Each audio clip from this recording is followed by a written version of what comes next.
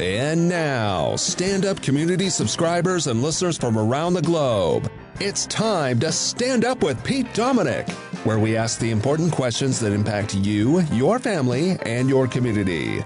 Such as, will my dead animal hat finally win over my stepdad's elk club friends? And with the new booster shots on the way, will America be able to get a foothold in the battle against the pandemic and also puberty? And now, the podcast host who will huddle in his shed until all the teens go home for the evening, Pete Dominic. That's right, Pete Coe. Thank you very much for another excellent opening. Hello, everybody. Happy Monday to you. I've got two excellent guests joining me today, Barry Ritholtz, Maura Quint, both coming up after the news. But yeah, as Pete Coe just said, ripped from my own headlines, Saturday night we had a huge ripper, a rager, a kegger. All right, not a kegger. On our deck outside, we had karaoke, we had a dance contest, a costume contest, all produced by Valerie and Julia, who turned 14, and Julia wanted a 20s theme, so everybody came dressed up as the 1920s, and we played 90s, 20s music for the dance-off. It was a huge hit. Julia was very happy and had an awesome time until about 10:30 when the cops did show up because of noise complaints from my neighbors. So, talk more about that with Maura coming up. But first, I've got to get to the news. Lots and lots happening over the weekend. Let's hit it with the last 24. And today's news broadcast is brought to you by GiveWell. GiveWell.org/standup. Donate now. Have your donation matched because this is the best nonprofit you can donate to if you really want to make people's lives better. GiveWell.org/standup. So much happening over the weekend. You had the Emmy Awards. You also had the horrific, awful news coming from the United States Department of Defense admitting that a drone attack killed a father and 7 children in Afghanistan that we were told killed terrorists. Just absolutely heartbreaking, horrible, shameful news that actually affected me a lot on Saturday night. I was very upset, very affected by this news. And a lot of people were following a story about a national search for a missing woman a week after she was reported missing. Gabby Petito's body was found in Wyoming, likely at least that it's her. And, of course, COVID-19 Delta variant continues to rage across our country, especially in areas where folks are still unvaccinated. So let's get to the COVID news first, because there's a lot of it. COVID news. All right. Cuba has become the first country to begin mass vaccination of children. Key FDA committee took on the big booster question. Los Angeles County apparently is requiring vaccination proof at indoor bars. Mississippi reports a rise in COVID-19 deaths among pregnant women. The International Mission Board to require COVID vaccine for missionaries. In New York City over the weekend, where they have a vaccine mandate to enter restaurants, 3 women who were visiting from Texas attacked a restaurant hostess who demanded their proof of vaccination. The women who attacked her said she said something racist, and this is just a terrible headline over the weekend. White House has invited Nicki Minaj to discuss vaccines, and that's a smart idea because if she can use her massive platform to spread the right information instead of the wrong information, that's a win. Most Kentucky school boards are voting in favor of mask mandates. That's surprising. Sorry, Kentucky. Denver is looking to students themselves to close the Latino vaccination gap, and a federal judge has temporarily blocked Iowa's ban on mask mandates in school. I mentioned Mississippi there. Let's start with the Mississippi governor, Tate Reeves, who is a massive asshole. He was on CNN's State of the Union with Jake Tapper, and it was quite a mess, this interview. But I want to play the last couple of minutes for you because Tate Reeves is apparently not going to do anything. And he keeps talking about the miracle of vaccination, calling it a jab in the arm. Really? Mississippi leads all 50 states in COVID deaths per capita. The governor, Tate Reeves, on CNN, calling vaccine or weekly testing mandate an attack by the president and playing politics himself, and then saying the president's playing politics because he's trying to distract from Afghanistan. Listen to this mess. The reality is this is an attack by the president on hardworking Americans and hardworking Mississippians who he wants to choose between getting a jab in their arm and their ability to feed their families. And I just believe that's a false choice. The president does not have the authority to do this. He knows he doesn't have the authority to do this, in my opinion, but he wants to change the political narrative away from Afghanistan and away from the other issues that are driving his poll numbers into the ground and focus on anything, particularly a political fight, other than those issues. Governor Tate Reeves, who looks a lot like Peter Griffin from The Family Guy, was really avoiding the question that Jake Tapper kept asking him, what are you going to do about it? And the governor keeps using this phrase, lagging indicator. That's his talking point. Listen as he says, deaths are the lagging indicator. Unfortunately, it's always easy to second-guess anybody else doing an interview, especially to a powerful governor. Jake Tapper didn't say, they're a lagging indicator as a consequence of not doing something to prevent the deaths. They're a lagging indicator. What? It means you didn't do a good job. Imagine saying that about any other form of death. That's like saying, you know, Jake, the deaths of all the people living in that home that the tornado just came through and blew off the side of the hill, those deaths are just a lagging indicator that the tornado has moved on to other states. The deaths on 9/11, that's just a lagging indicator that we were unable to prevent the planes from being hijacked. Even though the CIA knew the hijackers are there, they didn't tell my friend Ali Stefan and the FBI. But it's just a lagging indicator that we didn't stop them. It's an insane argument and talking point, and I don't know how. I mean, Tapper, I don't know. I think he was just flabbergasted hearing it. But I'm going to give you 3.5 minutes here of Tate Reeves and Jay Tapper. If you don't like it, fast forward. I listened to this like 3 times. On the country, and it's going to happen. The president wants you to believe that the Delta variant is only affecting Republicans in red states. Change anything? That's just not true. That is not a fact. That is just not true. And so what you're going to see, Mr. Governor, my point is this. You compared yourself to Israel. Israel is going to continue to move around the country, and you're going to see fatalities rise in other states. And so here's what we need to focus on, Jake, okay? Let's focus on this. But my question is, what are you going to do to change this? The best thing for Americans to do to protect themselves from the virus, and again, we believe in personal responsibility. Individual Americans and individual Mississippians so you're not going to change anything. Make good decisions to take care of themselves.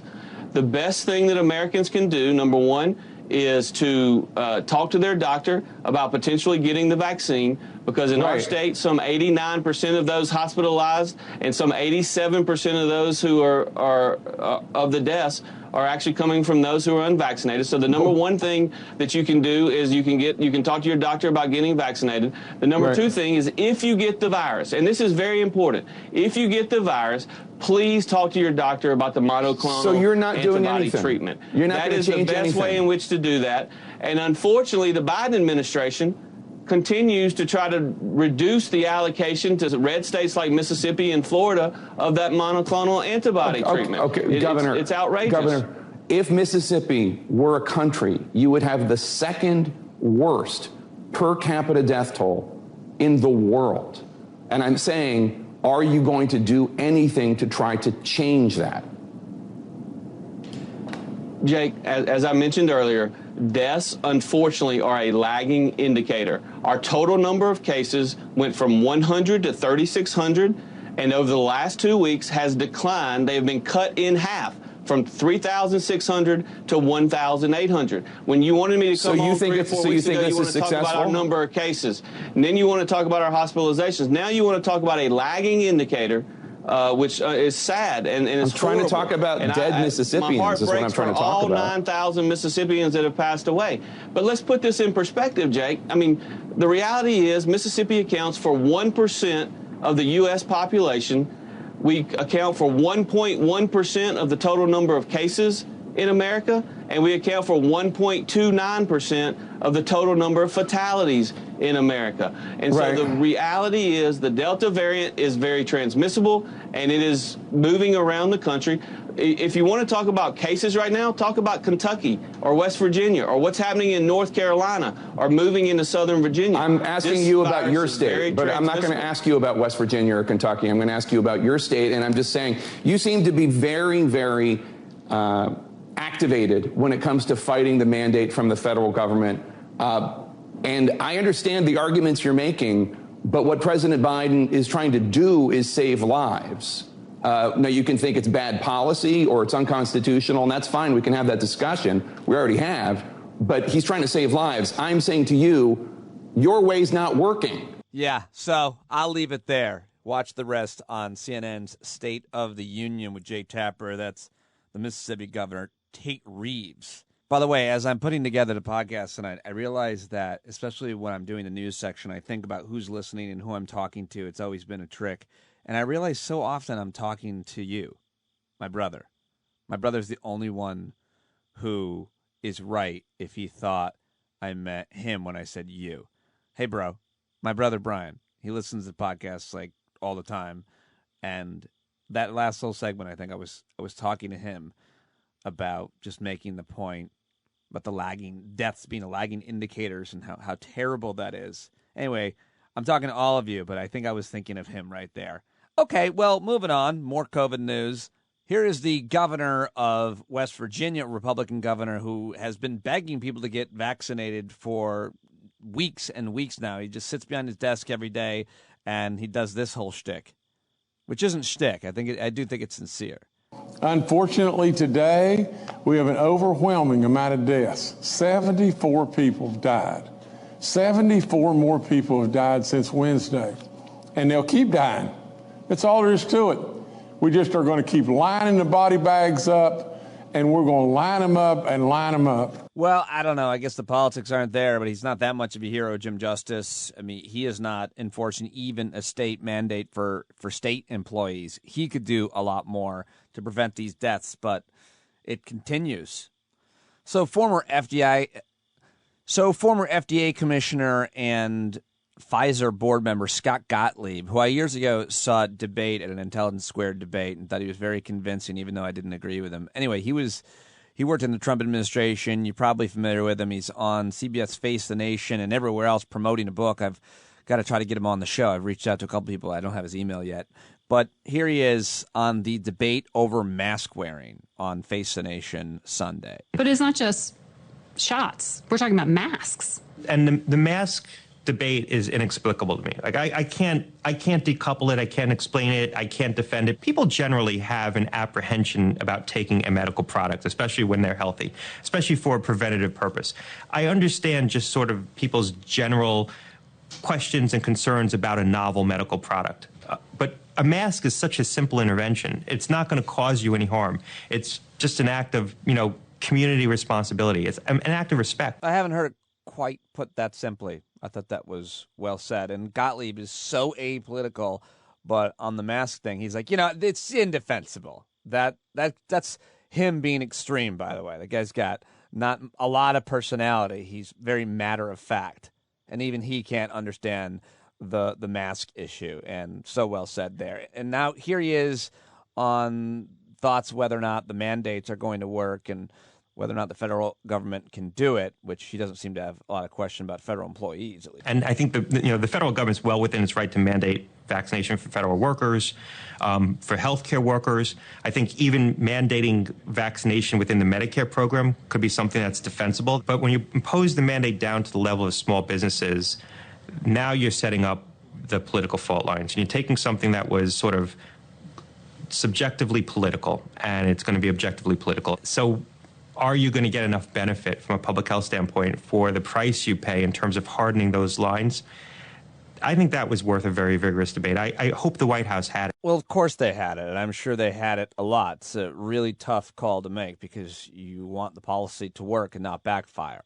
So far, I think it's working from what I can tell. What do you think? All right, well, Dr. Fauci was on the poorly booked and poorly hosted Meet the Press, but I'm playing it because that's the show I saw him on, saw that he was on, and it's not hard to interview Dr. Anthony Fauci and ask him these questions, especially when you have top-notch producers writing the questions for you. Anyway, here it is. I'll stop complaining about Meet the Press and give you the information that's in the public's interest, which is that data will be available about booster shots for those who receive vaccines from Moderna or Johnson & Johnson in a few weeks. And here's Dr. Fauci talking about that for about almost 2 minutes on Meet the Press. This is about Pfizer. This is not about Moderna or the Johnson & Johnson. What do you speak to these folks right now? I believe you have Moderna, if I'm not mistaken. What about a third dose of Moderna? And what about a second dose of Johnson & Johnson? Especially the J&J folks, they feel a bit left out all the time in the media narrative. Yeah, understandably feeling left out, but in the narrative, but not in reality. We are definitely paying strong attention to both the J&J people and those who've received a Moderna. And the actual data that will get that third shot for the Moderna and second shot for the J&J is literally a couple to a few weeks away. We're working on that right now to get the data to the FDA so they can examine it and make a determination about the boosters for those people. They're not being left behind by any means. Is this something within weeks, days, months when it comes to Moderna and Johnson & Johnson? Chuck, I believe it will be weeks and not months, and I don't think it's going to be days, but it's going to be weeks, I believe. And the Pfizer rollout should be this week? Do we expect that? The FDA hears from the advisory panel. You expect that decision this coming week and that the rollouts could begin as early as Thursday or Friday? Yeah, I believe that's quite possible, Chuck. As you know, the FDA will come out with their decision, and then immediately after that, you will see the Advisory Committee on Immunization Practices advising the CDC. So it should be within the time frame that was first mentioned. All right, well, that is your COVID news. Yeah, that's right. I pulled all that audio. I wrote all that commentary. Okay, I don't write it. It's just off the cuff. But I've got this skill set. I've got the technical skill set. I know all the people to get them on. I book them, and I put it all together every night for you right here from the shed. And that is what you're paying for. So sign up now for $5 or more. StandUpWithPete.com, Patreon.com/Pete Dominic. Okay, but there's more news, including that a lot of political analysts are saying that President Biden's entire presidential agenda is resting on this expansive $3.5 trillion spending bill that is stuck in the U.S. Senate, a plan for the economy, education, immigration, climate, and more, but it's all being held up by 2 Democrats in the Senate and I think no Republicans. The proposal now risking to sink under its own weight is the way the headline in the New York Times has it. I don't think it's sinking. I think it's going to swim and pass. But here is some analysis on it from the weekend. First, you've got the House Budget Committee Chair, Democrat Representative John Yarmuth of Kentucky, making a contextual point on Fox News about the $3.5 trillion spending bill. When do you think the House will pass the big tax and spending bill, and what do you think the top line number will be? Okay, well, I'm not going to deal with the top line number. I suspect it will be somewhat less than 3.5 trillion. Remember, that's over 10 years, and this is basically about 5% more than we're going to spend anyway. That's what it means in context. But in answer to your question, I would say we're probably going to slip past the September 27th date. Sometime into early October would be my best guess. And now here's another Democratic Congressman, Jamal Bowman, on CNN's New Day with some more context on the numbers. Really important. Well, right now we're negotiating, and I think it's really important for everyone to understand. We're talking about $3.5 trillion over 10 years. We're not talking about an infusion of $3.5 trillion right now into the economy. It's over 10 years, and it has offsets. It has pay-fors. So the federal government is going to recoup that money back through an equitable tax code on large corporations, international corporations, and the wealthiest among us. We already spend well over $1 trillion annually on our annual federal budget, and we spend over $700 billion a year on our military budget. we have to ask ourselves, how much is a human life worth? I'm the one, and many other elected officials across the country, to have to speak to people who lost everything, to have to speak to people who lost loved ones, and you don't get those lives back. So well said by Congressman Bowman of New York, a Democrat. And now here is on Face the Nation on Swedish News. We've got Senator Sanders, who is the man leading this in the Senate. Sounds pretty confident, really passionate, and very convincing in this clip. You keep saying the number of 50 votes, but it is well reported that Senator Manchin and Senator Sinema are not with you on this within the Democratic Party. Are you certain that President Biden will get them all in line? We went through this with the American Rescue Plan. We dealt with this with the American Rescue Plan, which, as you know, is the most significant piece of legislation to take us out of the economic decline. And it cut childhood poverty by 50%. It provided unemployment benefits. It did what had to be done to get us out of the emergency. We came together, and I expect, because of the pressure of the American people, we're going to come together again and do what has to be done. All right, that's most of the politics of it, but then there's a little bit more I wanted to play for you. I love this clip from Sanders, reframing the question from the anchor Margaret Brennan on Face the Nation. I thought this was really good. Will you meet with the president this week, and do you plan to give anything here to get closer to the numbers that the moderates in your own party say need to be met? Well, let me tell you this. We have started off, as you know, with, I would guess, 80% of the Democratic caucus supporting a $6 trillion bill. Remember, this is over 10 years. Per year, it's less than we spend on the military. Now, maybe you can tell me, or somebody else can tell me, how much we should spend to save the planet. Because what the scientists are telling us is that if we don't get a handle on climate change within the next few years, there will be irreparable damage. And you know what? I got 4 kids and 7 grandchildren.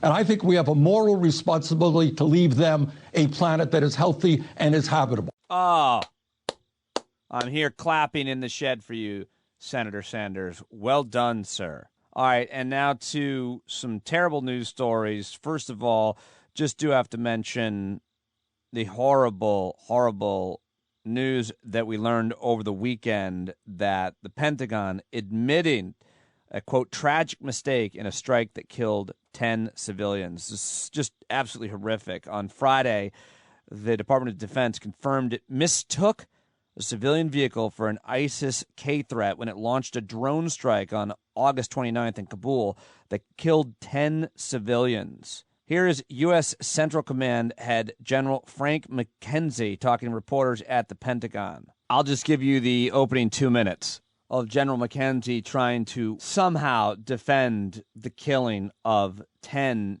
innocent civilians, 7 children, whose blood is now on our side of the ledger. Good afternoon.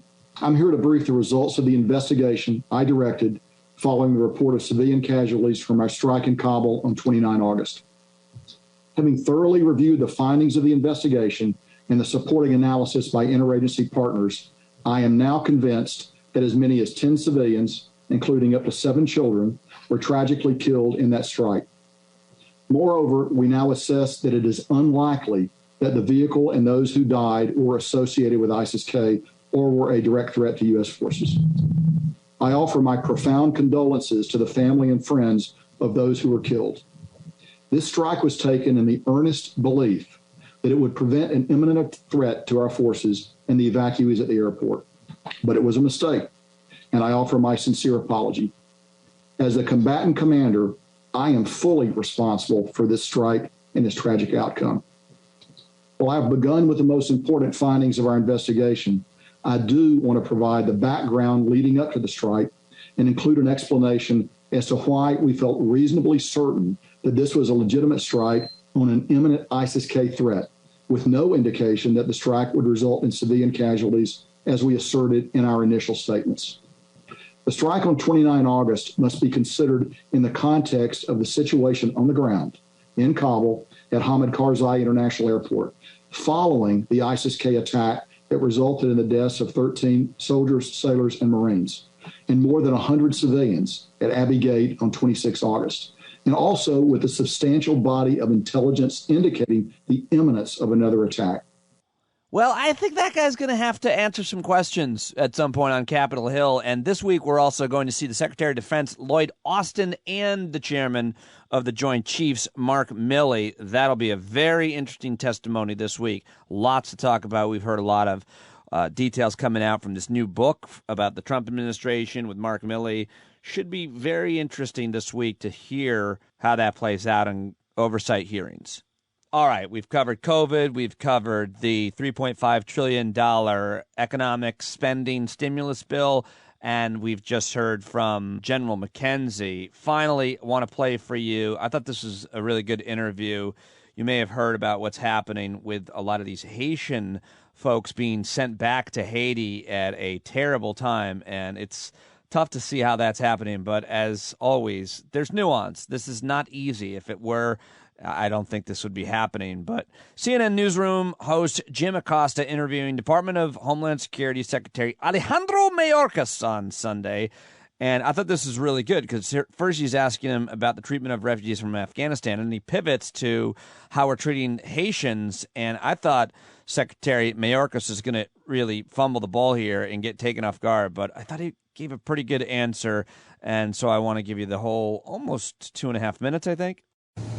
And I want to ask you about refugees from Afghanistan. You have said that you expect more than 50,000 to resettle in the United States amid great risk from the Taliban. But here was the reaction from Republican Montana Congressman Matt Rosendale when he learned that 75 refugees would be resettled in his state.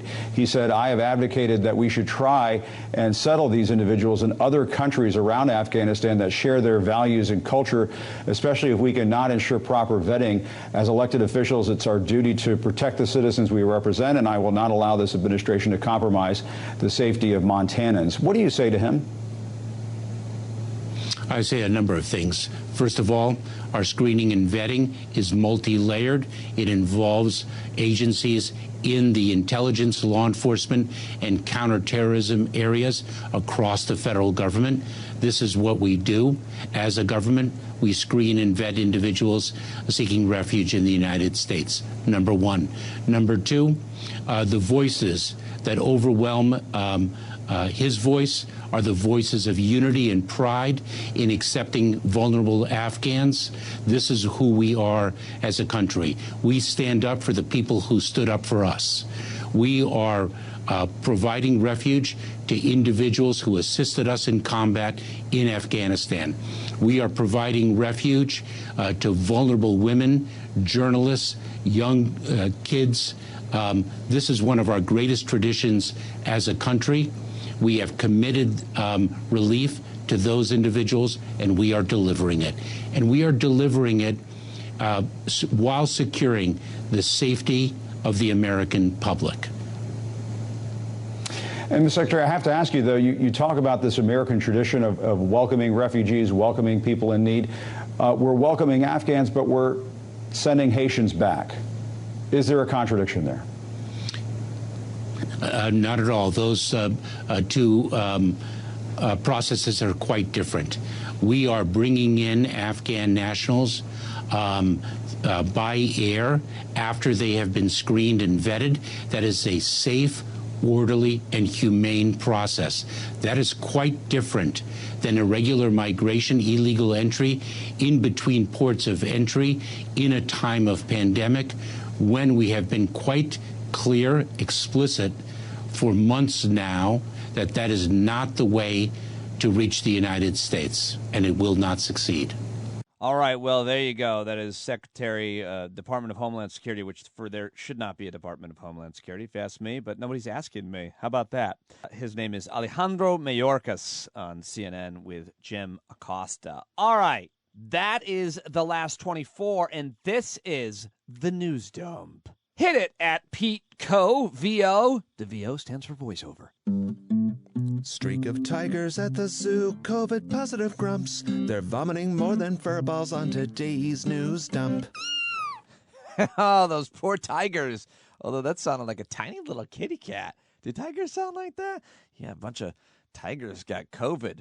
Another great jingle by Pete Coe, and now it's time to get to everything else in the news, just the headlines. Let's do the news dump. All right, so apparently former Congressman Beto O'Rourke is preparing to run for governor of Texas in 2002 with an expected announcement later this year. O'Rourke's entry, says Axios, would give Democrats a high-profile candidate with a national fundraising network to challenge Republican Governor Greg Abbott and give O'Rourke, a former three-term congressman from El Paso and 2020 presidential candidate and voting rights activist, a path to political comeback. And a new poll for the Dallas Morning News shows that O'Rourke has narrowed the gap with current incumbent Governor Abbott in a hypothetical matchup. I asked people on Twitter if they thought he could win last night. I highly recommend you go read the replies. I think Texas is just so gerrymandered, and now they're making it even harder to vote. It's just very difficult for Democrats to win, even though the state's demographics are changing, both politically and ethnically, which is why a lot of white Texans are pissed off. And Governor Abbott is just a nightmare for Texas, starting with how many thousands of Texans have died as a result of his doing nothing to fight COVID and even giving out misinformation. His crazy attorney general, lieutenant governor, he refuses to expand Medicaid there. He's embarrassed that more people don't have guns, and now he's making it easier for anybody to get a handgun. Just a total disaster, not to mention all the issues surrounding climate and immigration and feral hogs. I don't know. I just had to throw one more Texas issue there. All right, let's stay in Texas for this last story. 3 homes have been damaged after a military training aircraft crashed in Lake Worth, Texas, according to the Fort Worth Department. Pilots ejected from a military plane prior to the crash in this neighborhood. A Navy T-45 Goshawk jet trainer aircraft crashed in the backyard of one of the homes, and debris damaged nearby structures. One of the pilot's parachutes got caught in a power line after he was ejected from the plane. The other was found in a neighborhood nearby. Imagine that. Just a plane landing in your backyard, and you look up and there's a guy hanging from the power lines. Hey, how was your day? It's fine. Plane landed in my yard. The plane crashed in my yard. Sounds like a Brian Regan joke. And impression. Well, in California, Disney employees at Disneyland are pissed amid reports of homelessness and food insecurity. 25,000 employees are now suing Disneyland for better pay. I'm going to follow that story and cover it more because that's fascinating. I was a Disney employee. Disney World, which is the better of the 2 parks in Orlando, Florida. I think I made $5.40 an hour in 1994. I got to find those pay stubs for you. And then they took money out for my condo of the paycheck. So really, I made no money during that summer. But I did extra work on TV shows, doing production work and more. Why am I talking? All right, let's move on to, this is supposed to be the news dump. 6 people at least are in critical condition, 24 others injured after a bus crash in Pennsylvania. That's pretty horrible. Tremendous violence in the weekend over in Chicago. Milwaukee is facing historic violence as well. Terrible situation in both those cities right now. In Texas, let's go back to Texas. Oh, I didn't know I had a third Texas story. I've got them all lined up here. But yeah, a doctor is claiming that the state's new abortion law is illegal, and he is saying that he's already violated it. He's an obstetrician gynecologist from San Antonio, and he's writing in an op-ed in the Washington Post that he understands there could be legal consequences because of his action. And you can read that, Dr. Alan Braid, in the Washington Post. 7 people were injured in Honolulu, Hawaii, when a branch fell on them in a Waikiki neighborhood. Again, how was your day? That was fine until a large branch from a banyan tree came crashing down on me a little after noon. You know, just walking with my friends and a branch came down and hit us. Oh, that's crazy. What's a banyan tree? Who cares? Does that matter? A branch fell from one and hit us.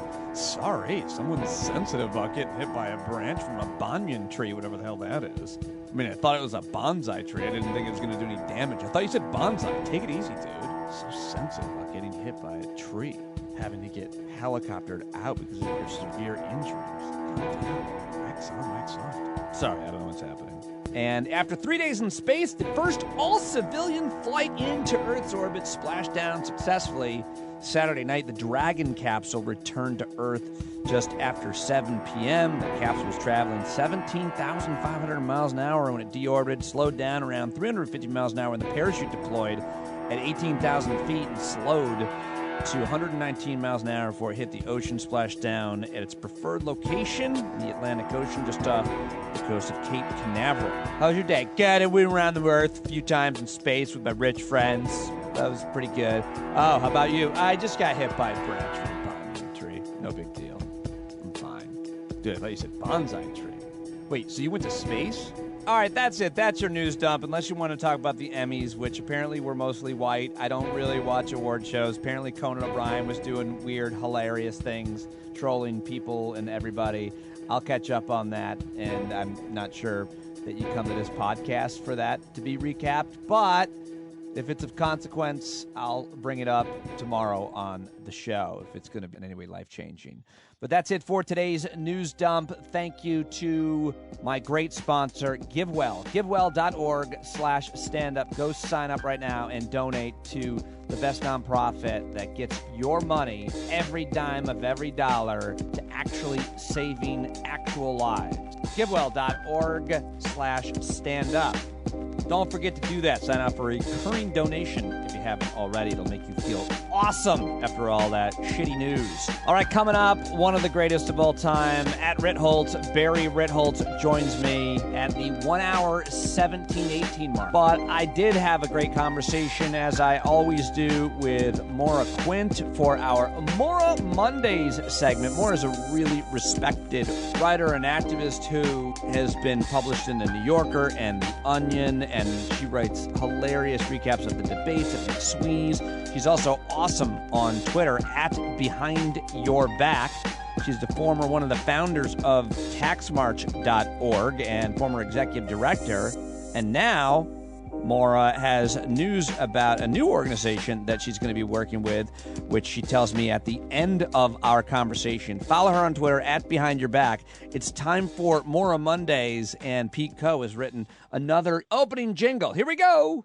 When sunrise gives you a side ache, it's Maura Mondays. Yeah, Pete Coe, a new jingle for Maura. Awesome. Happy Monday. That's amazing. Happy Monday. I don't think I can possibly live up to that, the intro song. Like, that's it. That's too good for me. I'll peel the curtain back even further for both the intros for you and Christian. Like, Pete is so overthinks it. He's so worried about, well, I hope they like it. I'm like, listen, anybody that is in our category is so flattered by the idea that there's an intro like song. It's so cool to have that. Who would ever have thought? It's amazing. If he wants to come and like make songs for the rest of my life, just like as I do things, you know, like my pouring coffee song, like I would play it every time. I'd just be like, all right. Maura's making coffee with a French press. How did you know I use a French press? Do you? Are you spying on me again? What the hell? Yes, again. And also because you're a snob, I think. Yeah, probably. Well, because Last week we talked about your snobby salads, and my entire audience agreed with you and not me. So that's great. That's nice. Well, they have good taste and you have bad taste. Very straightforward, very simple. Clear. No one's surprised by that. Hey, I have a million rando things to ask you, but let's just start looking back on the weekend before we get to our weekends, because we both had a lot of stuff happening over the past few days that we want to talk about. But just so the revolution did not start in Washington over the weekend, and there was supposed to be a protest for the protesters, a protest for the terrorists that attacked the Capitol, in support of them for, I don't know. What happened? Yeah, I mean, I think you nailed it right there. They really didn't get the messaging down. You know, it was like, show up because we hate everything. I don't know. It wasn't a compelling sort of motivator, I think. You know, you got to bring out some like top tier fascism if you really want to get them out there. you need to promise them something, some meat, you know, some Donald Trump waving from a car line or whatever, or at least a Donald Trump impersonator. I mean, they could have at least done that. I bet you. I wonder if they did. Anyway, there were a lot more media members and cameras than there were actual protests or would be insurrectionists. So what does that mean for the movement? I think it means that the movement continues to get a lot of attention. It's one of those things that always makes me crazy because I do events and I work with organizers and activists, and they're begging anyone to come out. They do like interesting things. They'll do like creative stuff to give you a good visual so you can like, really get some content. We're creating content for the media, and they won't show up. But then they all come out to this thing, which is just a total dud because they're just like, let's film the dud, but let's still talk about it like it's something, which is the part that infuriates me. It's really fascinating, if it wasn't so terrifying, to watch what is happening to the Trump cult movement, the Republican movement, the conservative movement. But specifically, I just wanted to get your reaction to and talk a little bit about COVID spiking in red states especially. And we can always try to figure out why these outbreaks happen. But the bottom line is they're not trying to prevent them. They're not advocating for the vaccines for the most part, except for, I think, Jim Justice in West Virginia, who's literally begging every day behind his desk for people to get vaccinated. But the other ones are kind of saying it's up to you, freedom, personal responsibility. Yesterday on State of the Union with Jay Tapper on CNN, the governor, this asshole from Mississippi, was just being such a dick. Like, he's not trying to do anything. And I just wonder what there is to say about these Republican governors and these Republican legislatures who are anti-mask and not really pro-vaccine, because it's so terrible. Almost 700,000 dead people as a result of COVID, Maura. Yeah, I think, fewer living constituents, fewer calls to your office. It's just cutting down right at the source. Really? It seems like it. It's terrible. Well, they really do seem to be a death cult. Exactly. Death cult. It really is, right? I mean, death cult was a phrase in reference to like drinking the Kool-Aid and all that, like other smaller cults where they would. Right. Oh, God, they're smaller cults. You're right. Yeah. I mean, this is so widespread. Jim Jones stuff. Yeah, did Jim Jones? No, but I think you're right. I mean, I've heard people say that, but death cult does seem to be a fairly accurate thing, seeing is that the death rates and the anti-vax rates are so much higher, as it corresponds not only with red states, but with people who say that they're Trump supporters. Yeah, it's really frustrating and infuriating, especially because, I mean, you have plenty of people who are making a really like political stand and they're not going to do it. But you have plenty of people who are just, a step removed and maybe confused, maybe scared, maybe hesitant for various other reasons. And they're really being misled by the leadership. And that's the part that's very upsetting. Yeah.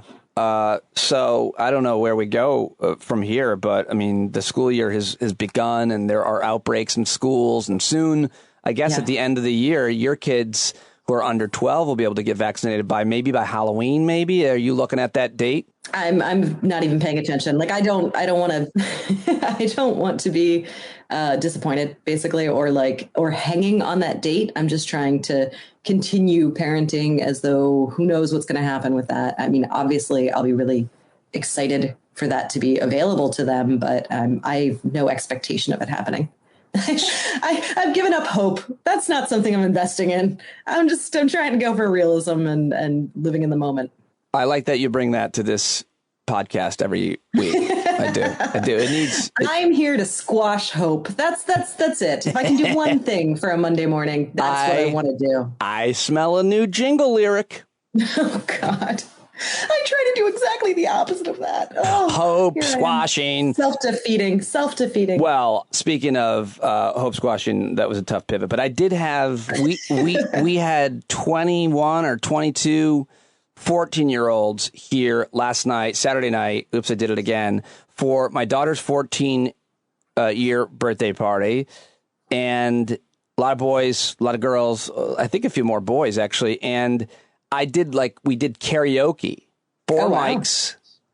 And I can't think, granted, we were outside, but I still can't think of a better way to spread the Rona than like sharing a microphone and not wiping it off every time. And, you should run for a Republican governorship. Yeah. I think you could do really well. That's innovative. Yeah. They're not thinking on that level. They got to get on your level. I'll breathe easy when like Wednesday comes around and none of these kids get sick.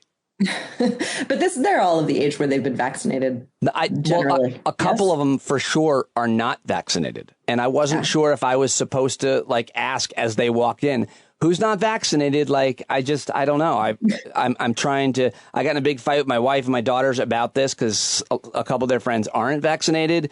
And I'm more paranoid than they are. But my doctor friend said, listen, it's not that much of a concern as long as everybody's vaccinated. It's possible, but, hopefully we're outside. I don't know. Outside is very helpful. Yeah. That seems to be a big deal. And I assume you had like giant wind turbines, blowing on them the whole time. No? Yes, we had fans ventilating the whole place everywhere, of course.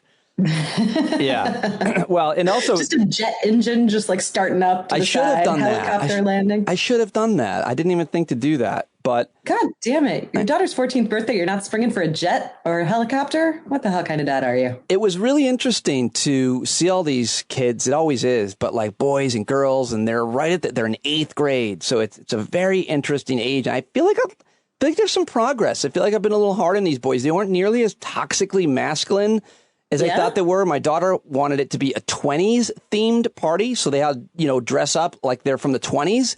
And all the boys were like, we're not doing it. And my daughter's like, then you're not coming. These dudes all showed up dressed to the nines, pinstripe suits, and the girls. It was awesome. They had a dance contest. It was really, really fun. My wife did a great job organizing it. But not only that, they were like sitting on each other's laps. The boys, I overheard them saying things like, I want to have gay sex with you. And I don't know, maybe we said those kinds of things when we were younger, but they seemed to be more comfortable with like sexuality than I imagine they were. And they weren't like overly like, dudes. And I don't know. I was really heartened by it. I really like that you're just leaning into the positivity of it. Just like, look at these guys being so open, and in no way just being like they're 14-year-olds that are absolutely going to be fucking in my bathroom. Like I like that you took the good route for that. But also shout out to your daughter for enforcing the dress code. Yeah, they're not. That's awesome. Yeah, no one messes with her. But I did walk by these two kids grinding a bit. They weren't like kissing, but they're just like, grinding. Mm-hmm. And the worst thing, Maura, was I'm such a dick. I was like, oh, what a mismatch. I couldn't believe that he got her. I was so mad because I never got her when I was that age. I was like, are you serious right now? I actually had that thought. I'm a 45-year-old man. That's pretty bad. Yeah. That clearly like brought up some stuff for you. Sure. I understand. But, looking back, like, I mean, especially around that 13, 14-year-old age, like girls tend to look very much like young women, and they're very attractive in general. And like boys still look like chubby little, they're awkward and odd looking and stuff. So, like the girls make do. And and I think that's that's exactly how I would see those kids last night. And also at the end of the night, the police showed up. Oh, that's fun. Yeah. What'd you do? We just had. what'd you do to make the police show up? What were you? Oh, there was a murder. I should have told you there was a murder. Uh-huh. Yeah, this kid was this unvaccinated kid was trying to kiss my daughter. No, it was the music, and it was too loud, and the neighbors. Was it a speakeasy? Was it that you were like, rum running, like just right on theme? Because it was right. Yeah, it was prohibition, and sure. They go, I hear you're drinking some alcohol here. See? Cheese at the fence. Yeah, so they were like, your neighbor's called. There's a little bit too much noise. And I said to the cop, I'm like, can you just go tell whatever neighbor called to go fuck themselves? And the cop did not like that at all. I was like, did you really say that? Yeah, like twice. Because I was mad. But he was like, are you really not going to do anything? I was like, yeah, of course I'm. It's my daughter's 14-year-old birthday party. It's just, we never have people over. We've never had a noise complaint. It was just annoying. Whatever. It's fine. I've been the designated person to deal with the cop noise complaint situation multiple times in my life. Oh, yeah? And I think the reason I get designated is that I have never said, can you tell them to fuck off? Like, I could generally go with the like, so sorry, we'll turn it down. No one underage is drinking here. Everything is fine. Move along. Nothing to see. Kind of Jedi mind tricky thing. And that tends to work. Well, a bunch of that's smart and mature and thoughtful and the best way to solve the problem. I don't follow that path. I actually sent my daughter and a couple of her friends were outside, like, because the cops are there. And I saw that it was getting the cops. And I was kind of annoyed that they were even there and that the kids met the cops before me. So I told Julia, I go, Julia, take your friends inside because I don't want you to see me be a dick to these cops. Really, because I just kind of have this immature, unhelpful, knee-jerk reaction of being a jerk because I can. So defund the police is a very personal thing for you. You just... Well, in my town, I mean, these cops make like $150,000 to $200,000 for no, like, there's nothing going on. They're literally coming to my house and complaining about noise. It's the most dangerous thing that happened was their interaction with me. I mean, it's just, they make a ton of money for a very low crime area. But I'm sure that's why it's so low crime, because they're so high paid. Oh, yeah, definitely. No, cops are really good at stopping crime. That's the thing they're known for. Yeah. Definitely. Not ever a concern there. So how was your weekend? Did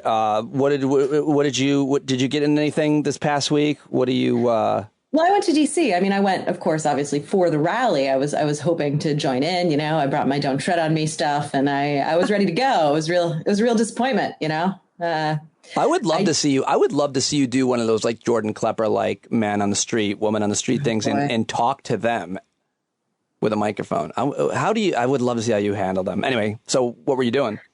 I was going down actually just my brother lives there and I was watching a dog. It was a whole thing. I had a reason to get the dog out of the house and go to DC. And then my friend Jason Narducci was playing. He plays with Bob Mould and Bob Mould was playing at the 930 Club. So I went out to a concert like people used to do back pre-pandemic times.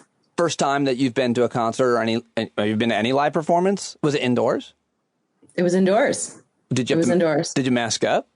Oh, yeah. No, they were like 5 different people asked to see my vaccination card before they would let me in. And then they were so on top of the masking that I got a drink from the bar and I took a sip. You know, I like pulled the mask down to take a sip and I was going to swallow and take another sip. So I didn't pull it up in between. And they came by and they're just like, up. I'm like, okay, I'll put it back up while I swallow and down again for the quick sip. And I mean, I should have gotten shots. That would have saved a lot of time. But instead, I was sort of like up and down. I was actually in D.C. A couple weeks. That's the only time I've been vaccine carded, and like I didn't have it on me. Oh, yeah. I wasn't ready for it. I didn't have it on me. All I wanted to do was go to this bar late night and get a hot dog. And he's like, no hot dog for you. And I was like, is anybody vaccinated and go get me a hot dog? And my buddy did. But anyway, so you went down there. You just gotta take a picture of it on your phone so that you have it all the time. I literally was sitting there scrolling through my pictures, Maura. I did the same thing when I went to New York the first time. Like I had no idea. And I sat there scrolling through my pictures too and couldn't find one and didn't get to go to the show. New York also has this app now that you can have it on your phone, which I think all states should probably have, but like a passport. But did you hear what happened in New York City with this hostess at the Carmine's restaurant getting attacked by these Texas anti-vax people? I assume they're anti-vax because they were asked for their vaccinations. It was on the front of the New York Post and it was like a pretty big deal. And of course, I think because the women were black, the right-wing media went crazy for it. But I didn't see who it was. I think they were. But whatever, they attacked a hostess who asked them for their vaccine. It was 3 dudes. I thought I heard it was 3 dudes. I think but I didn't really read. I just saw that I don't know. Maybe I'm going to look it up while maybe I made very misandrist assumptions about gender there, very possibly. But yeah, no, I saw that and it's ridiculous. But also, you know, no surprise that there's a little bit of a shortage in the service industries. Nobody wants to work in that anymore because they don't want to get beat up. They don't have to have these types of conversations with people and have these confrontations. It's ridiculous that we ask minimum wage workers to enforce the policies of masking and vaccination and put themselves on the line to get into these types of confrontations with angry, obnoxious, terrible people. A lawyer for one of the Texas women who allegedly beat a Carmine's restaurant hostess in a dispute over the Big Apple's COVID-19 vaccine mandate says the worker hurled a racial slur amid the mutual combat. The plot thickens. Oh, boy. But I was glad to see, I don't know, what does this make me? I was glad, I assumed it was men too, but how I read it first was these men, I guess I just thought they were tourists from Texas, men at Carmine attacked a female hostess. I was like, what kind of men would attack a woman over that? And I was almost relieved that the assailants weren't men. What does that say about me? I don't know what that says about you. I think it says we have a lot of stuff going on in our heads in terms of gender and assumptions and ways in which we don't want to be perceived in the world. I think that's all it is. I think it's just a bias, but I think, so you went to DC and we wanted to talk today about, you have a really good idea. Yeah. I love this thing. Activities that are nice to do alone and then activities that you prefer not to do alone. And let me just start by, you went to a concert, and I think I could see it either way on that one. I don't know. I was not sure how I was going to feel. I mean, I've gone to concerts by myself before, and it's been like iffy, but I ultimately, and I love doing things by myself, actually. I like traveling by myself. I'm totally happy to go to a restaurant by myself or even a movie. But I actually really did not want to be at this concert by myself. I really wanted to like have a person there, which is so weird to me because a concert is not a place where you're going to like have a conversation. Like it's super loud. I don't know why I was like hoping to have another person around, but there was something that felt really odd or like awkward or just not super fun. Like I felt like I wanted to be on my phone, which seemed wrong too. I don't know. It was a very strange thing to me. I think you make a good point about, I don't know, you feel the music and the music brings you together and you can't hear each other anyway. But I think like other live performances, like a comedy show, I think being alone is not nearly as good. It's almost awkward if you're right. I would not want to go to a comedy show alone. I mean, I have. Yeah, I do a lot of comedy shows alone, but it's terrible. I do not enjoy that. You definitely want to have someone there to be laughing with, to share that with, and comedy even more so, because if something's really great, you want to like kind of get to keep bouncing off of that energy afterwards. And talk about it later too. But let me go back to your restaurant alone.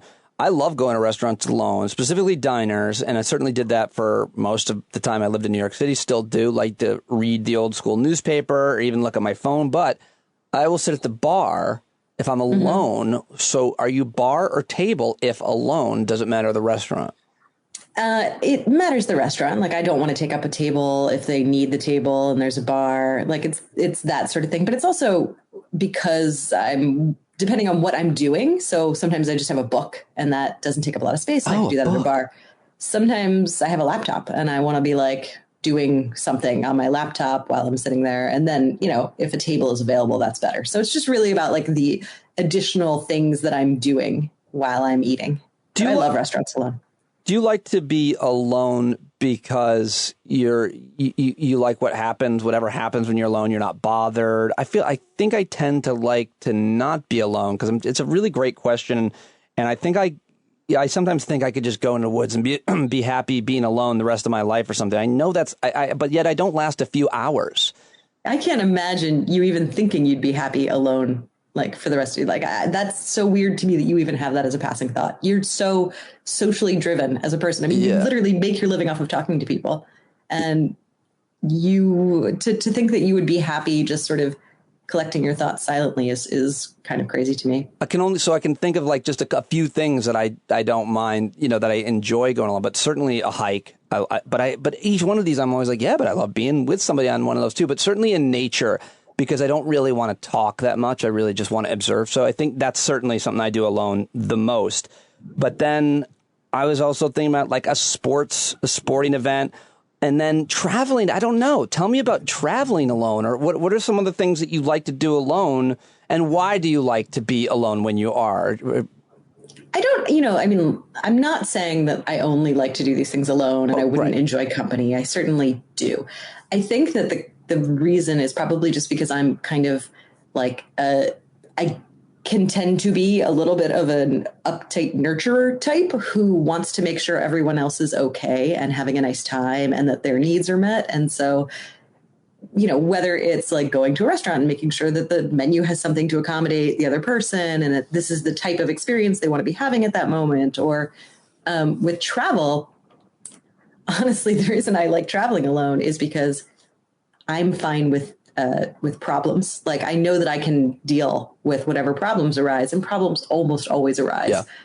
And I don't know that other people necessarily can. And so managing the problem and the other person is more tiring than just managing the problem to myself. That's funny. I'm trying to think of the problems that arise. The most common one is a flight delay. And when our vacation flight got delayed, I think I'm like you. I'm fine with it. Like I guess I'm okay with things that are way out of my control. But I was terrified to tell Val, her that the flight, she had like fallen asleep. I was like, guys, just don't tell her I don't know how she's going to react. Like, and I think a lot of people just get upset and they're like, why is it flight and everything? And I'm usually at least for the first couple hours, I'm usually of a flight delay. I'm okay, but I don't know what other things inevitably come up. But I guess, I don't know. I feel like I can't control most of them. So I had it was like an enlightening experience a couple of weeks ago because I went to Puerto Rico with one of my best friends from high school. And she and I had not traveled together in 20 odd years. Wow. And you never know if you're going to travel well with a person. So it was really unsure. And we got on the flight. They took us out onto the runway and we sat there for 2 hours on the runway, I want to say, before they then brought us back. Oh, canceled the flight for the night. The flight was not going to go out again until the next day at noon. So it was like another 10 hours before the flight was going to go.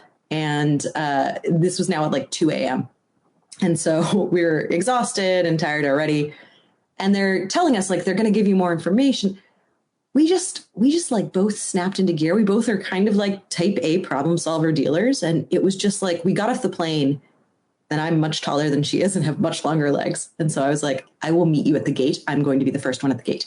And I just like sprinted to where the gate was from where they left us off because I knew that I was going to have to talk to a booking agent and everybody was going to be dealing with getting rebooked. And we didn't know what was happening at that point. So I sprinted to the gate. We're standing there, like she comes up eventually on her much shorter legs and they're telling us what's happening. And we're at an airport that's like 3 hours from our home. So we can't just like go home for the night. So then it was like, well, what do we do? Do we want to keep this flight? Do we even want to go? Because it was going to be a short trip. And we just like came to a consensus really quickly. We made decisions really quickly, realized that we were going to need a hotel. We were going to see if the airline would pay for a hotel. So like I stood in one line, she got on her laptop and starts looking up hotels and starts making calls. I have that conversation. I come over, I pick up on the second half of the list. We're making calls. Like we just worked so perfectly together. And it was amazing because I was like, oh my gosh, I've never had this. Like I've never had a travel problem with an equal partner who is taking on the responsibility for like fixing the problem alongside me and not asking me, I wasn't dictating out what to do. She understood the next several steps and was taking them upon her. And so it was just whoever next had capacity would take the next step, like, all right, she's on the line. She finally finds the one hotel that's free in the entire area. That took us about an hour to find. So I'm immediately calling the Uber to make sure that we, it was just so seamless. It was amazing. Having a terrible travel experience with her was like one of the best travel experiences I've ever had. Oh, that's great. Now, are you guys planning tons more traveling together? I would love to, but it's harder for her to get away. So this was a big deal, but I would love to. So this is another time I have to tell everybody that you came up with this one too, because because it would be too weird if I just brought it up. I guess, but I think it's great, and I'm gonna. So when is it then? So traveling alone or being alone, when is it okay? I mean, obviously it's personal preference. This one's a little bit more, I suppose, cultural appropriateness, and this is about when is it okay to hit on somebody, right? And when is it not okay to hit on somebody? I brought this up because I've had a weekend of being hit on, which is honestly hasn't happened to me in like years. Like people have not tried to, look, for a year, nobody's been going out, but since before that, no one, I was very much ignored. And this weekend, maybe it's just because people are coming out again and there's that sort of, or maybe it was also just, I was at a concert where I was probably the youngest person by like 10 years. So it was like, ooh, she still has both her original knees. She's like, that's the hot chick right there. So that might've been the case. At the concert, I had never been to a concert and gotten hit on before in my entire life. And I had people talking to me at this concert and asking me for my number and things. That was fine. That was a totally fine experience. That seemed like very normal and just trying to make connections with people and have conversations. Although one guy did tell me he liked my haircut, which was a new one too. It wasn't that he liked my hair, he liked my haircut very specifically, which I don't have a particularly distinct haircut. So that was weird. But anyway. It's also weird. It's also weird that, that's when we know how old we are, that they're asking you for your number and not your Snap. No one asked me for my social media. It was just the girls. My daughters, wherever they go, when they meet people, they never get the number. They only get them on Snap, which is kind of cool because it's easier, I think, to control and block and stuff. But it's also you can also find out where they are if they allow their location. Anyway, but that's definitely a generational thing. So how many of the people that hit on you were at the concert, and were there other places as well? So, right. The concert was fine. The concert was like, I was kind of going from bar to bar in the venue because I was like, I don't really want to talk to this person anymore. I'm going to go to that bar. And then someone would talk to me there. So that was fine. Again, totally seemed like a nice, reasonable place. Here's the experience I had today. And the reason that this even came to mind, because I've had this experience multiple times and it makes me feel like a crazy person. I was driving back from DC to Harrisburg, and I was like in traffic, and the car behind me starts flashing his lights, like tailgating me, even though we're in traffic. So at first I'm like, does this guy just really want to get by me? Like waving at me, trying to get my attention. And this happens to me a lot. And I started to freak out, as I always do, that like my car is on fire is like my first thought. It's just like, this person is trying to tell me that the car is about to explode. Sounds like you were on fire, Maura. You should do a rolling jump from your car immediately, because it is going to explode like a 1970s action film. Like, that's what I always think. And I pulled over to the right lane, and he immediately pulled over to the right lane, because then I'm like, oh, maybe he wants to get around me. Tailgating me there too, waving, honking, and it always takes me a while. And even when it's been a while, I don't believe it. It's always like, is this person trying to actually hit on me in some way? And it seems insane. And I always feel like that's not what's happening. And then I even confirmed this with a friend before talking, because I was like, that's not what's there. And he was like, no, that's what's happening. It's this weird thing that some guys do. This is not an okay time to hit on someone when you are trying to get their attention in a car, because it's terrifying. And I have now absolutely perfected this maneuver where I immediately cross without signaling against 2 or 3 lanes of traffic to get off of an exit, so that someone can't follow me to immediately get off the exit and lose them, which is what I had to do. And then pull over and inspect my car, because I was still sure that it was on fire. It did not seem to be. But it was terrifying. And I've had it happen multiple times. And I, a couple of times even did pull over thinking something was wrong. And it was just a dude who just wanted to be like, hey, so I don't know what this tactic is or why anybody thinks that this would work. And I have also no idea why me, as a middle-aged mom in my Honda, would attract any sort of attention in that way. I don't know how I am giving off I'll suck your dick on the side of the road energy, but it might be your I'll suck your dick on the side of the road bumper sticker that you have. God damn it. I keep meaning to peel that thing off. So on the nose. Yeah. I mean, I thought everyone would kind of get that it's really funny, but I can't even imagine. I'm trying to I think I've been at a traffic light and looked over and seen an attractive woman and maybe wanted to and I've smiled, but I think I usually smile at people if they make eye contact with me too. So I mean, I don't know why it would be any different. And that's so weird to me that happens. I'm sure a lot of listeners will react one way or another to it. Either they've done it or it's been done to them, but that's so weird to me. It's so weird. And the whole time I end up I sort of gaslight myself, because I'm just that can't be what's happening. That's what I keep telling. I doubt my own experience so much with this, and I have to have someone else sort of externally verify it, because it feels like this is insane. This can't possibly be happening. But that wasn't the only time even that I have a plus you also, the other thing that does sound so weird, you actually usually wear an eye patch and a Hitler mustache when you're driving. So I just want to be comfortable, Pete. Okay. You want to make driving a little more challenging, I think. You do you. And that's what works for me. I don't know why you got to shit on that. Try it out sometime. What else happened? Another place that I would encourage people to not hit on someone is picking up medication at the pharmacy. If you're in a line, that's not a time to talk someone up. I don't want to know what you're there to pick up. I don't really need you to know what I'm there to pick up, even if it's fine. What happened? It's just dude trying to start a conversation, but we're literally waiting in the CVS pharmacy line to pick up medication. I mean, I was getting something for my kids, but this is not a time I want to talk to someone and have a conversation. So I don't know what's wrong with you.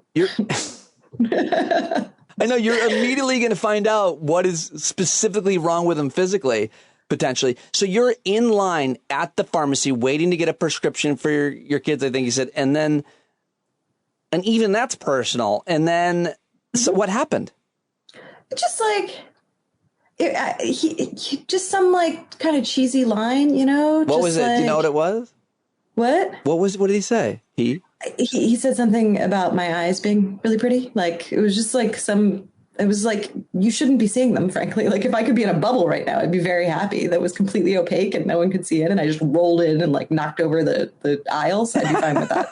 Like a giant bowling ball into the place. And then they just threw the drugs into the bowling ball and I rolled right out. Like, that would be ideal. What? I don't need to have eye contact right now. What did you say? What did you do? I said thank you and then took out my phone and like just stared like intently, like, oh gosh, it's work and it's very important and I can't taxes and money. What if he was he at all attractive? And what if he was the sexiest man alive? What if it was Chris Hemsworth? I don't even know if he was I didn't even look at him. It was too much. Like, again, I was in the bubble. I couldn't see out from the bubble either. Right. He looked like dude. He looked like draw a picture of dude in like, just like, that's it. There you go. Prototypical dude right there. Like encyclopedia entry. I have no idea what he looked like. The one that always comes to mind. Do you have any more from this weekend? Not from this weekend. Well, the one place that always comes to mind to me is the gym. I worked is to not hit on somebody at the gym. I worked at a gym for years as a personal trainer. And so I watched, and I always study behavior, and I love to watch people. But when I'm now a member of a gym, and it's been a couple of years, but when I would go, like, if there were ever an attractive woman, and even if it wasn't, but especially if she was, in good shape, whatever, attractive, and if you go near, like, you want to ask them if they're done with their weights or if whatever they're doing, it's a terrible idea. Because if you say anything to a woman at the gym, anything at all, it's you're trying to meet them. That's my instinct, no matter what. I think that makes perfect sense. I mean, I would definitely not want to be hit on at the gym, but mostly because I would not want to be at the gym. I've never tried being at a gym, so that alone sounds terrible. Sounds awful. But anything additional that I would have to do there, don't want to deal. I mean, I asked this girl if I could use the bench, and she was like, "I will never ever touch you." I was like, I'm not. I just really seriously was wondering if you were done with that bench. Are you sure that you didn't say wench? She might have gotten confused. It's potential. It's possible. All right. Final question. Was there anything else about that? Do we have any more stories? I think I summed up my feelings on that for right now. Please don't hit on people from cars. Yeah, that's such a weird one. I really am excited to hear. Any listener who has that experience, copy Maura and I on Twitter, @BehindYourBack, @Pete Dominic, or email me. I'll forward it to Maura. I'd really be interested in getting those responses. I mean, I was going to say, like, I've driven to a police station in my life. Like, I've had someone so on my tail that I just didn't know what else to do. Like, I've had that or not gone home because they're following you and you don't want them to know where you live. Like, those types of experiences, too. It's freaky. It's really freaky every time. I wanted to just ask you one final question about tax-related. Alexandria Ocasio-Cortez goes to the Met, whatever it's called, gala. She wears the dress. It says "Tax the Rich." Turns out the designer of the dress didn't pay his or her taxes. I don't know. I didn't pay that close of attention. But I just want to start just with, like, it's so fascinating to me when people call her stupid. What is that? You really right-turned that one. When people call AOC stupid? Yeah, it's like she's so highly intelligent, and just starting with the fact that she unseated a guy who had been in his seat for so long, and she didn't have any political experience, and she won that seat, and it was supposed to be pretty, I don't know, start there. But it's always, every time they call her stupid, I'm just like, really? Do you really think she's stupid, or you just disagree with her? Oh, but it's just a really easy way to dismiss a younger relative to the office woman in particular, and then a woman who is conventionally attractive. I mean, like the ditzy, bimbo type thing. That's really what they're doing, just with this slightly different variation where it's not a bimbo, but it's like a Congress bimbo. Like that's it. It's classic. What do you make of the minor controversy, I suppose, about the designer of her dress not paying the taxes? Is this anything that needs to be discussed? Should she have been more? All rich people should pay taxes. All rich people should pay a lot more taxes. I don't know. I don't care about her in particular, but all rich people need to be paying a lot more taxes. Was AOC irresponsible for not checking in on the taxes of the designer? I have no idea because I haven't really seen all that much about like AOC with the designer per se. I have no idea. I suppose she probably could have been a little bit better at picking it, but I also don't know how it came about that she wore that dress. Like, I don't know if she approached the designer or the designer approached her, or, what the instigation was for that. I will say, though, because there is a lot of controversy as to whether or not it was a bad idea or good idea that she wears that dress. And and there are arguments on either side, and I think that there's a lot of legitimate reasons to say it was a bad idea for her to attend at all, or bad idea to wear that dress, I suppose. But because of her wearing that dress, so many major media outlets had news pushes that were just tax the rich. I can only see it one way. I've always wondered why policymakers who have a tough job because they got to get public approval on their side for things sometimes, or to bring attention to an issue, don't do more unorthodox things like stand on the congressional steps in pink underwear and a guitar and scream about some like weird unorthodox things. And I love you just elected the naked cowboy for political office, and I love that. That's good. He probably has some reasonable ideas. Actually, I think he's a right wing nut job, but God damn it. Yeah, but I love that she did that. I think it's unorthodox, and she does a lot of things that younger people are more likely to do and to pay attention to. I thought it was a great idea. Yeah, no, she does a really good job of drawing attention to these particular issues, and certainly drawing in demographics who are not normally spoken to. So I definitely applaud her for that across the board. All right, I'll let you go, but not before you tell everybody your news. Oh, my news. Well, as you know, I have been serving as the executive director of Tax March, which is an organization that I helped co-found along with many other amazing people in 2017.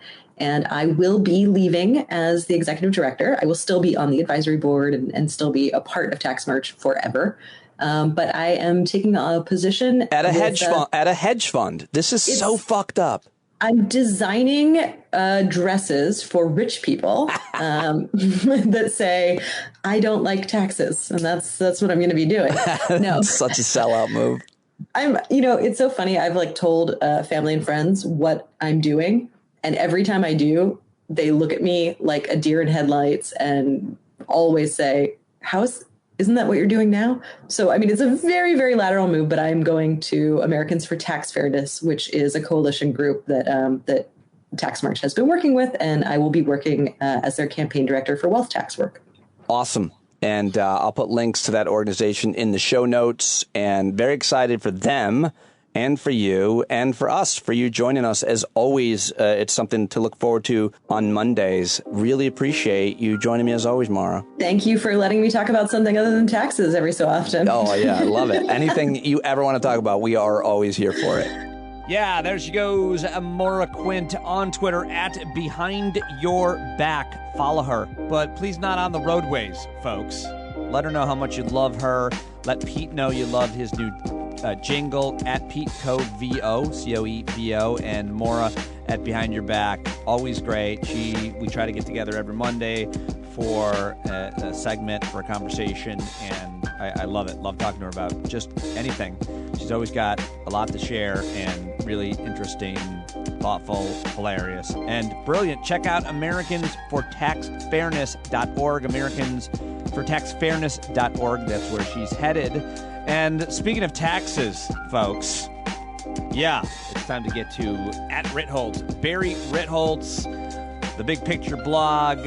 Bailout Nation is the book. The podcast is Masters in Business, available on Bloomberg. We love him. He's always great to talk to and catch up with. It's time for another conversation with Big Barry Ritholtz. Live. Recording. And we are live. And we are live with the great Barry Ritholtz, everybody. Hi, Barry. How are you? I'm pretty good. How about yourself? Good. I have a lot of questions for you today. All right. I have a lot of answers. Okay. Let's hope let's do it backwards. I'm going to give you an answer and you give me the question. Okay, go ahead. 42. What was Jackie Robinson's jersey number? Okay. That was not the question I was looking for, but That turns out to be the secret. How many people died of COVID in Florida in the last hour? What is going on down there? Well, can it be possible that 1,500 people died of COVID yesterday in Florida? Not in Florida, in the whole country. It's been like 2,000 a day. If it was 3/4 of the COVID deaths in the U.S. were Florida, that's just horrific. I can't tell you how thrilled I am that I got my 85-year-old mother up in New York from Florida, mostly because that was my vote of non-confidence for Governor DeSantis, who is just, it's not just reckless. It's now he has blood on his hands. Yeah. And it's just shocking. But, hey, sometimes you got to act opportunistically, some people would say. Yeah, did you see him last week when he's like, he had that guy come out and he was standing next to some guy? Spread misinformation. Yeah. I caught that. Listen, I'm back to rooting for there to be a God and a heaven and a hell, because there are some people who, the 7 different circles of hell, there are some people who are going to be spending their time in some of those inner circles. Eternity is not enough time to torture these. It's really sad. Do you have another answer for me, or should I ask a question? Let's go with the traditional question and answer format, because how long can that, I had Barney, I had Grimace, I had Prince. Okay, Grimace, so you, last week you moderated a panel, a very highfalutin, one of the richest men in America, at least. It was all about hedge funds or something. And my question is, what good are hedge funds? What did they contribute to society? There's all kinds of different financial instruments and mechanisms and things in the industry, in your world. And I haven't figured out what hedge funds are good for. How do they contribute to society? So that's a very interesting question. We can spend an hour on it. Give me a time limit, and I'll come up with as good an answer as I can. Just name one thing that they do that contributes to the wellness of society. So generally speaking, alternative investments, of which I am not the world's biggest fan. I am not a big hedge fund fan. Generally speaking, they came about because in the 50s, 60s, 70s, if you wanted to invest in the equities market, you essentially can invest in one direction. You can invest on stocks going higher. And hedge funds created a circumstance where you could invest in a hedged way, that the market would go up and down. So when the market went through its regular crash, your assets wouldn't fall as much. And in certain institutional areas, there is a need for that. The problem we run into with hedge funds, in fact, the problem we run in with to everything, is Sturgeon's Law. And Sturgeon's Law is simply 90% of everything is shit. That's Ted Sturgeon, was a science fiction writer who used to get grief about science fiction in the 40s and 50s. People would bust this, why is so much science fiction so bad? And the answer is everything is mostly bad. You're spoiled. You have survivorship bias because you only look at the successful things and think, oh, look how great that is. Most of the new products, I wrote a column last year about SPACs. Hey, SPACs generally are crap. A handful of people with great track record, long history in it, are going to do really well, but most of SPACs will follow Sturgeon's Law, so 90% of them will be crap. And so that's the problem with hedge funds.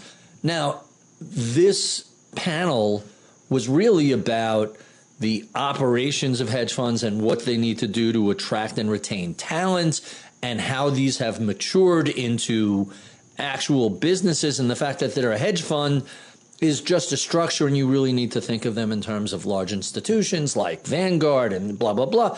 But hedge funds provide a service. I don't find 80 or 90% of them to be valuable services, but the top 10% of hedge funds provide a service where they're generating a return, and their clients include educational foundations and police and teachers unions and things like that. So they're generating a return on behalf of their investors. That's the value of it. The problem is most of them aren't worth the money they cost. That's my biggest. But why have an incentive to make a company fail? There is no incentive to make a company fail. There's an incentive. So if you're talking about shorting, that's a different story. I'm okay with shorting if there listen, short sellers are the people who uncovered most of the big frauds in finance. Whether it's Baldwin Piano or Enron or Lehman Brothers or go down the list, all these companies that collapsed, deservedly so, for the most part, that was uncovered by short sales. You don't want a whole universe of mere cheerleaders rooting for everything to always go up. You need somebody to keep them honest. That's the government oversight. Need to be two-sided. Government oversight should do that. How well did that work with Bernie Madoff? How well did that work with Enron? How well, I'll go down the list. So there is government oversight, and very often, listen, look at WorldCom. Again, more short sellers, and short sellers work hand in glove with government regulators, because credible short sellers, people like Jim Chanos or Doug Cass or others, when they find, or Harry Markopoulos, when they find a fraud, they bring it to the attention of government regulators. The government can't be everywhere all the time. They lack the skill set to do that. These people have an incentive to identify fraud, and when they do, they bring it to the government's attention. The thing about Harry Markopoulos, he brought Bernie Madoff to the attention of the SEC repeatedly, a decade before that unraveled. And so that's the answer why we can't just rely on the government by themselves.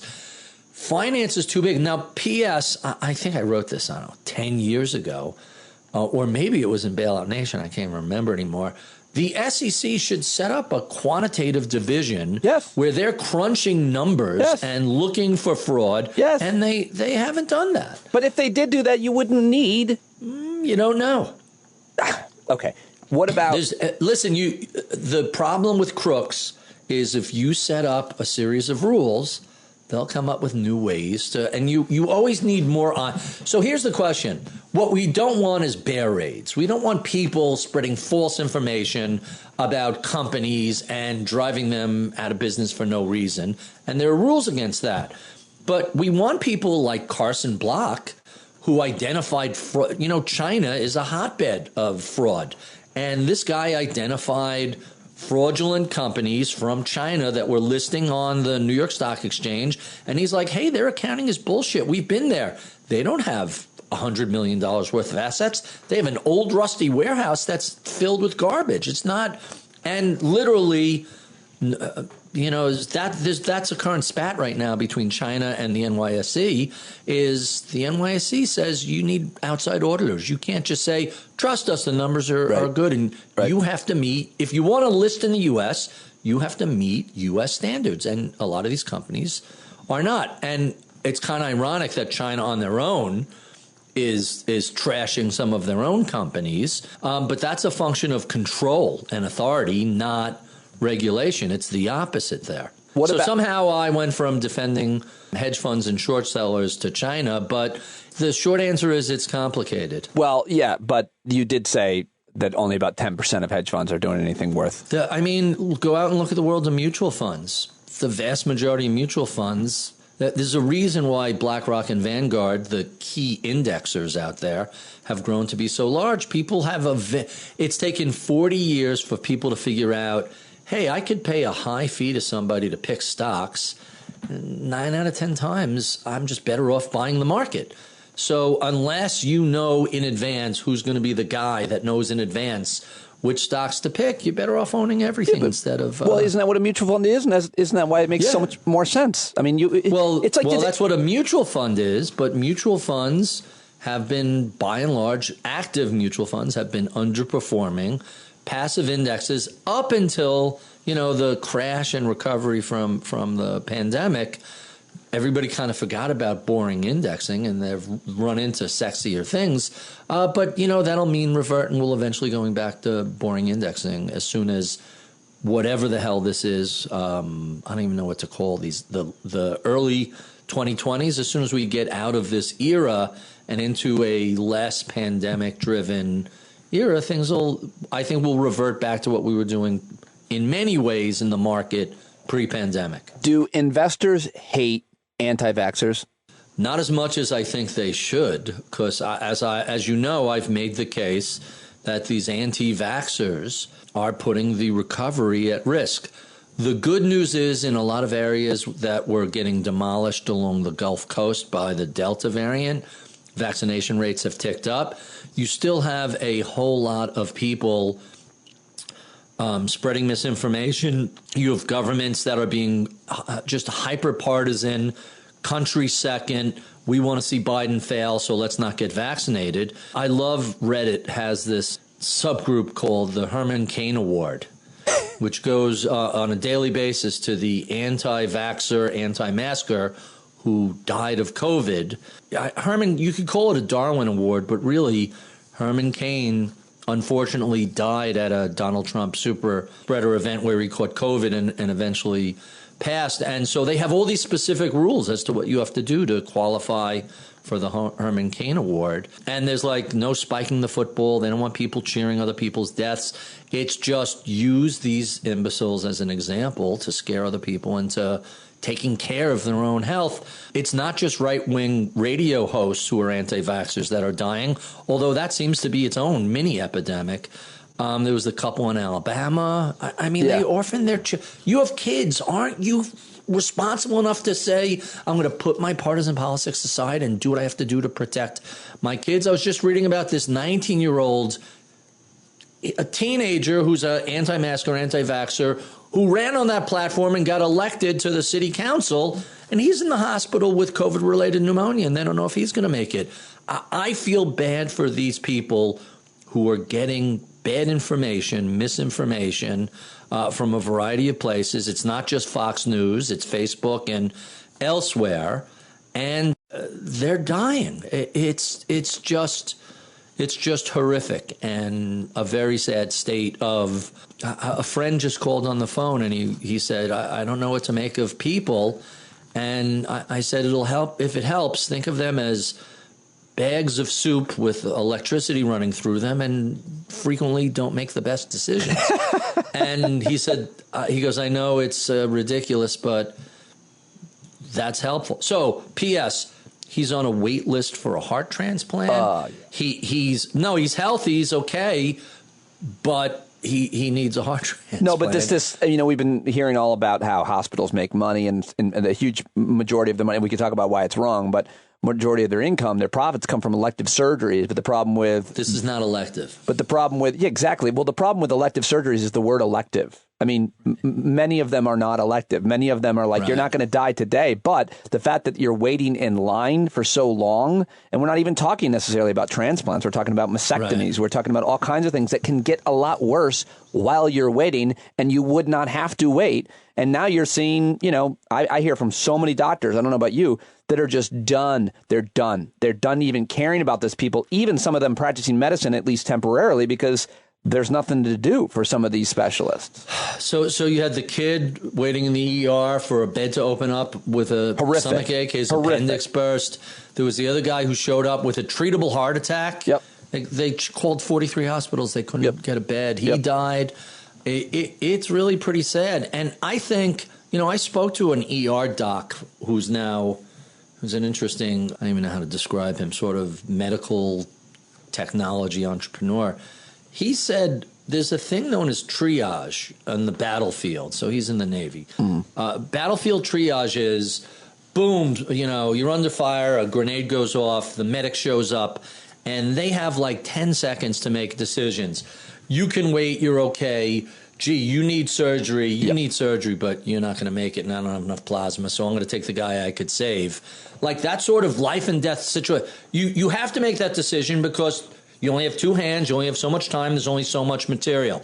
Now, fast forward to today, you're in an ER hospital. You're overwhelmed with people. Come in. Do you have vaccine? What do you have? What's your exposure? Right. The people who show up with COVID, that are in distress and aren't vaccinated versus the people who show up with COVID and distress but are vaccinated, the unvaccinated people have a much lower survivability. It's 10-to-1 survivability ratio. If you have one bed, the vaccinated guy is going to get it because you got a chance of saving him. The unvaccinated guy, that was the choice he made, and he hurt his own probabilities. Yeah. It's not just your choice. The choices you make affect everybody around you. Right. You put all these other people in horrific situations, having to make these terrible Sophie's choices. And I can't recommend it strongly enough. There is a Wall Street Journal series that started this week about Facebook and misinformation. And I know we were all sick to death of Facebook and misinformation. This is an unbelievable series because it reveals Facebook knew all along the damage it was doing based on its own internal reports, but they were making too much money. So, hey, if 500,000 Americans have to die of COVID, but we're making a lot of VIG, what the fuck? Let's just do it. Crank up the algorithms, get people more engaged, angrier. That's more profitable. And if, people die, what the hell? Yeah. We're having a 9/11 every other day. Yep. Stop and think about how insane that is. Anyway, I didn't mean to go off on a... No, it's fine. I'll look into that Wall Street Journal series. You'll have to give me your password because I don't have a subscription. Just look at it in an incognito window. Everybody gives you 5 free articles. That's your trick to not I subscribe because I support investigative journalism, but I understand if you don't want to spend the money on that sort of stuff. That's okay. So what about the recovery? How are we doing? Let's talk a little economics in terms of, where we were and where you thought we'd be and where we going to go. I mean, at some point, by the way, do we take this kind of horrific outlook where it's like, you know what, eventually, it's going to end because the anti-vaxxers are just going to die? Not, you're talking about like a... I just asked you an epidemiology question. I probably shouldn't have, but I mean, I'm asking... You're talking about a percentage of people who are going to die. It's not like don't get a vaccination, you all die and eventually... Because if you get it and you're sick and you recover, well, now you have the antibodies. Yep. The problem, as far as I read from an economic perspective, is the fear amongst the retail public, amongst the restaurant and travel and hotel and theater and vacation going public, that do we really want to go to Disneyland if the kids could get sick? Do we really want to get tickets to this movie or this show? Do we really? So it doesn't have to be a lot. You just need, 10, 20% of the population to be nervous because a lot of assholes aren't wearing masks when they're requested. Another chunk of people refuse to get vaccines. And so they are creating environments that are dangerous for children, for kids under 12 who don't qualify for the vaccine yet, for people who are immunocompromised, for the elderly, for anybody who's at risk. And if my mom is 85, my wife has Lyme disease, I am trying not to expose them unnecessarily. So I go out, I wear a mask. We've been avoiding eating indoors. We've been eating outdoors at restaurants.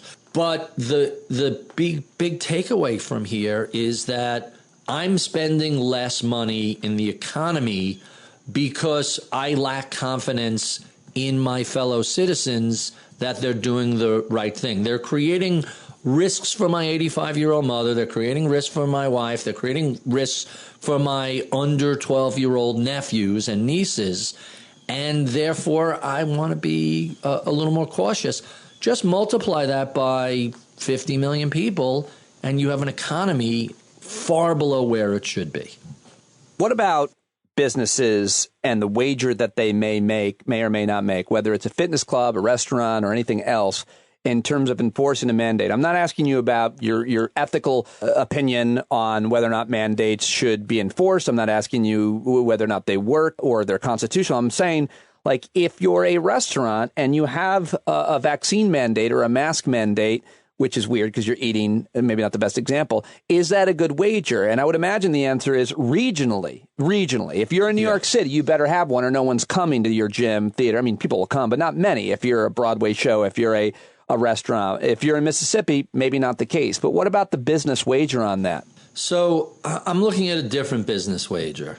It's restaurants are kind of small and they're mostly one-offs or two-offs. Starbucks and McDonald's aside, most restaurants are, single units. But look at the bigger companies and how they responded to the Biden mandate, which is legal through OSHA. Hey, guess what? You have to provide a safe work environment for your employees. And in an era of a pandemic, we are going to say you cannot provide a safe work environment unless everybody's colleagues are vaccinated. And companies in general have been thrilled with this because now they have an excuse to do what they wanted to do 6 months ago. Get vaccinated, get back to the office, stop dicking around, let's go. That seems to be the attitude amongst a certain group of CEOs, primarily white collar, primarily in their 60s, city and coastal focused. But hey, let's be blunt. That's where a lot of the population and wealth is, in cities and along both coasts. So you end up with, it's an excuse to do what these executives wanted. And we're much more flexible in my firm. If you want to come in, but you have to be vaccinated. If you want to work from home 3 days a week and come in a day or two a week, that's fine. But in the meanwhile, get vaccinated and be aware of your fellow workers and clients who come into the office. I kind of lost the thread of your question. I don't know. This will help the economy move forward if more and more businesses require their employees to be vaccinated. And so you mentioned the SALT conference. In order to go to the SALT conference, I had to download the New York State Excelsior app, show them proof of my vaccination status. There were 2,700 people there, all of whom had to show proof of vaccination. So you felt relatively safe that this wasn't a super spreader event. I wasn't hugging people. I wasn't shaking hands. It was all, fist bumps and elbow bumps. But still, that meant that, so maybe a couple of hundred people didn't go, their loss. Right. But meanwhile, you had this massive economic event that's taking place. P.S. Recall what took place in states like, was it South Dakota last year or North Dakota, the Sturgis motorcycle rally? That was a super spreader event. Spring break in Florida was a super spreader event. And, the very cold and cynical calculation that the governors of those states made were, these events generate a lot of revenue for our state's businesses. And if some old fucks die, well, too bad. We made our money. And I'm being blunt and crude on purpose because that's true. That's the calculation that was made. Yeah. Maybe it wasn't articulated. P.S. Was it the Miami Herald or the Palm Beach or the Tampa Bay? One of the Florida papers, I'll send you a link to this, had a thing 24 hours in their emergency room. And it's a horror show. It's horrific.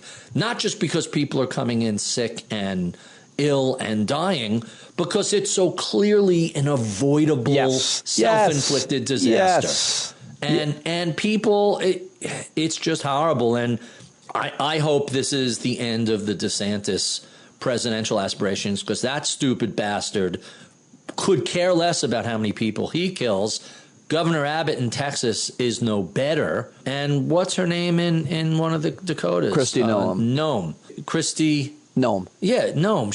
This is what naked opportunism looks like. This is what happens when the ends justify the means, and nobody cares about ethics or morality or the result of their behavior. And let's hope that karma visits each of these people. But by the way, I love that as an affirmation. If someone says to you, I hope you get everything you deserve, is that a blessing or a curse?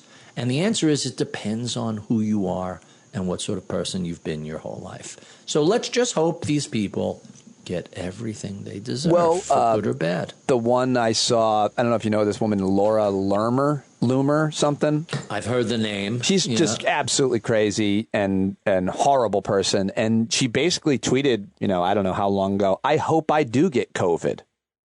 And now she has COVID and she's very ill. And that was the kind of one That's the Herman Cain Award right there. Well, there yes and no, because a lot of people, got the Herman Cain Award by denying it or by saying it's not a thing or I'm not getting vaccinated. If you say, I hope I get sick, and then you do get sick, that's where my empathy, and that's where it runs out.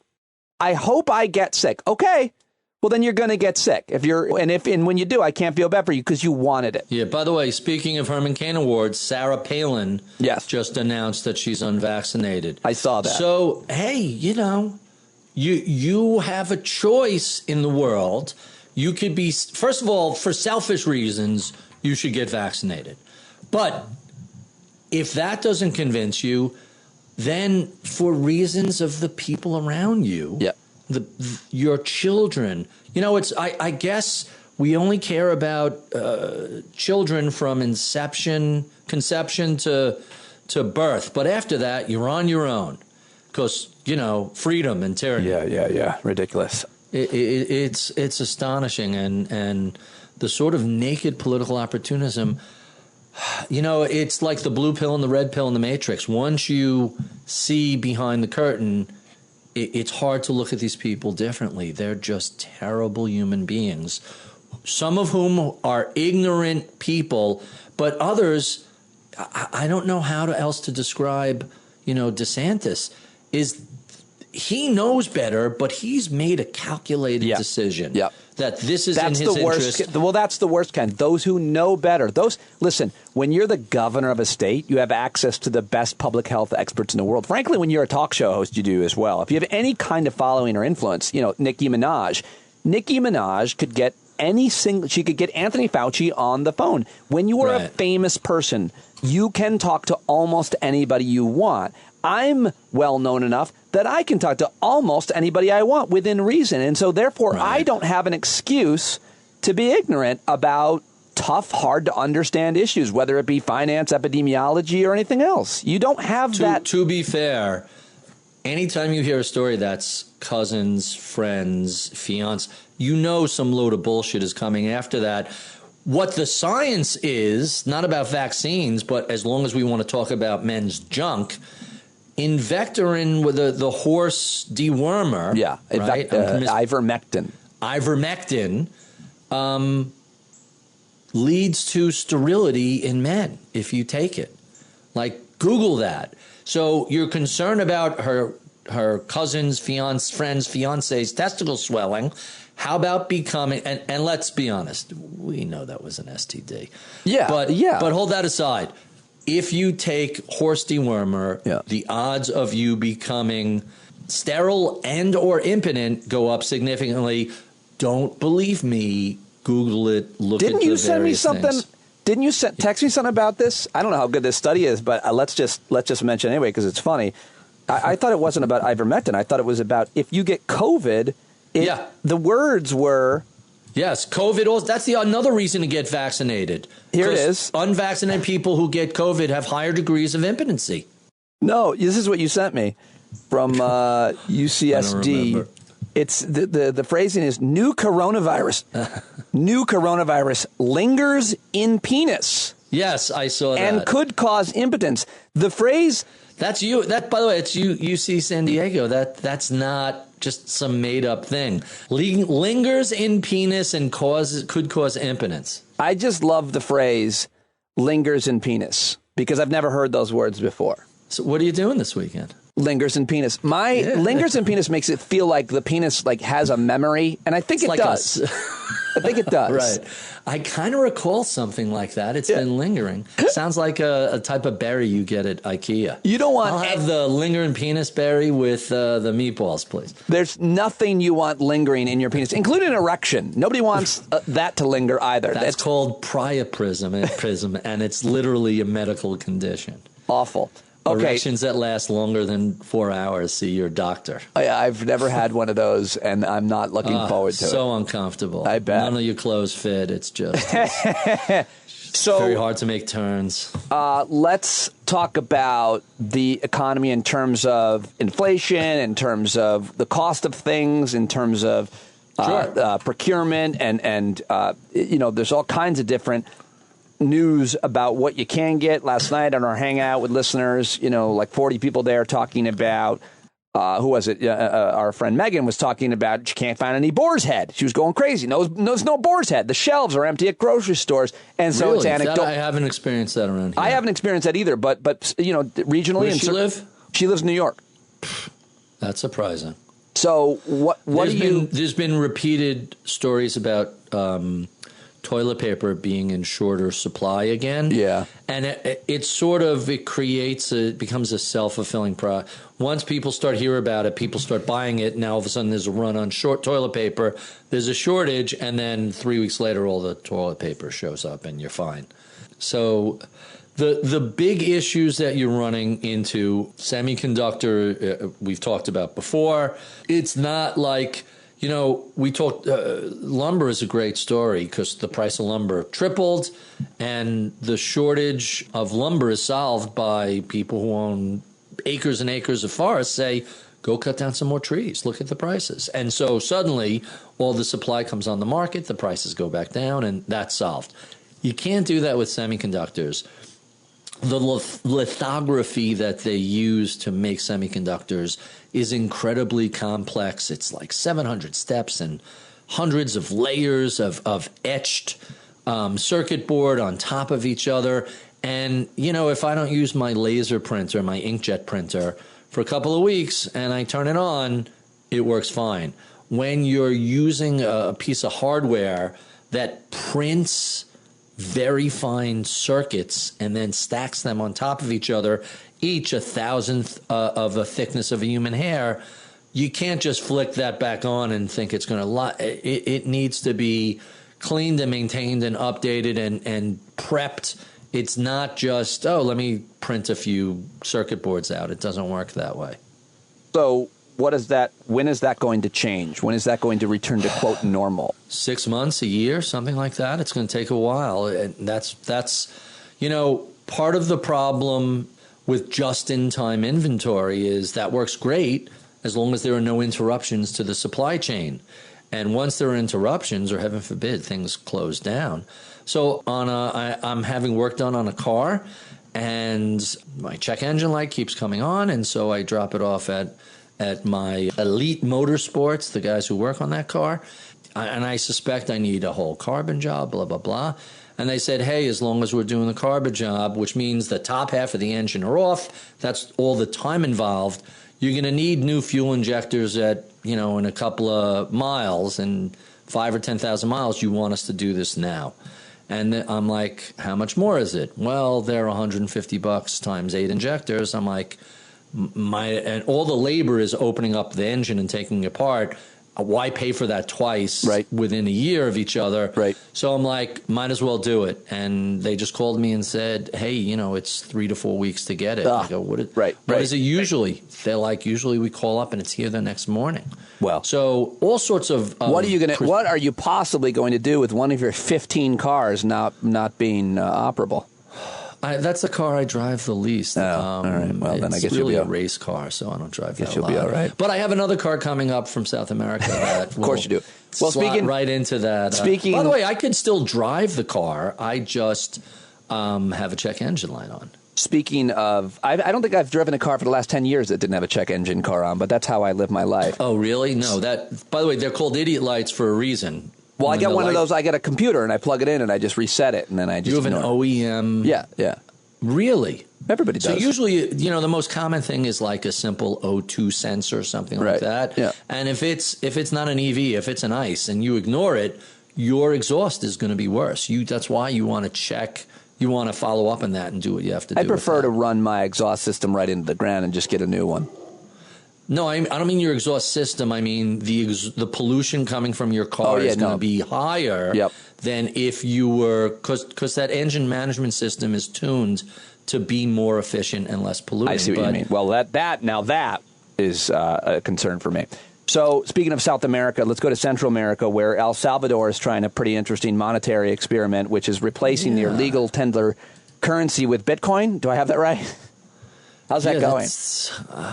Well, they have a really fucked up authoritarian, corrupt government, I guess. But that's the problem, is that the question is how much of this is some sort of a corrupt money grab that we don't know about. Right. And, so I'm intrigued by the concept of new technology, of how blockchain and smart contracts and other things can make us more productive and efficient. Coins are kind of, Bitcoin is the least interesting aspect of that. I know that's kind of become a cliche already to say, but you don't want to, when Norway moves to Ethereum, that'll be interesting. El Salvador, is it happening? Bitcoin. No, I'm just saying that'll be really fascinating. Well, they're not doing that. But El Salvador doing Bitcoin, Do you know the name of Norway's currency? I do. Do you know it? You mean the euro? Nope. Or what are they on? Oh, are they on the euro? I'll tell you in a second. I think it's the kroner. There certainly was the kroner. I don't know if it's still the kroner. The Norway kroner is 0.12 US dollars. Nailed it. Yeah. Nailed it. That has been, it has only existed electronically since 2012, according to Wikipedia. I wanted to also ask you about your episode of Masters in Business, your podcast, available everywhere and on the Bloomberg Radio Network, where I don't know if it's your most recent episode, but against my better judgment, you had Jack Devine on. And I like Jack. I've interviewed Jack, but I just find other... Come on, how good was that? I haven't heard it yet. Oh. So first of all, after things began with Afghanistan, I reached out to Jack. We had been in the midst of an email discussion about various things. And I'm like, well, let's have this conversation. And, you know more than me about this. I have certain ideas about it, and let's discuss it. And so what I was most intrigued about from him was his perspective that Russia continues to be an aggressive and hostile adversary, and agitprop and misinformation are their main tools. And it's not that they like this candidate over that candidate. I mean, there was definitely a belief that Donald Trump was Putin's buddy, favorite candidate. It's more nuanced than that. What all they want is for there to be dissension, anger, confusion, FUD, and that makes us, an economic and military competitor, weaker. And you see it, the whole conversation we had about the anti-vaxxers and the anti-maskers, wherever you see those people, I'm not suggesting that Russia is the sole reason they exist, but they're there pouring fuel on the fire. And to give you an example of how agnostic they are, so they had, they hacked the DNC and released those embarrassing emails that certainly didn't help Hillary Clinton.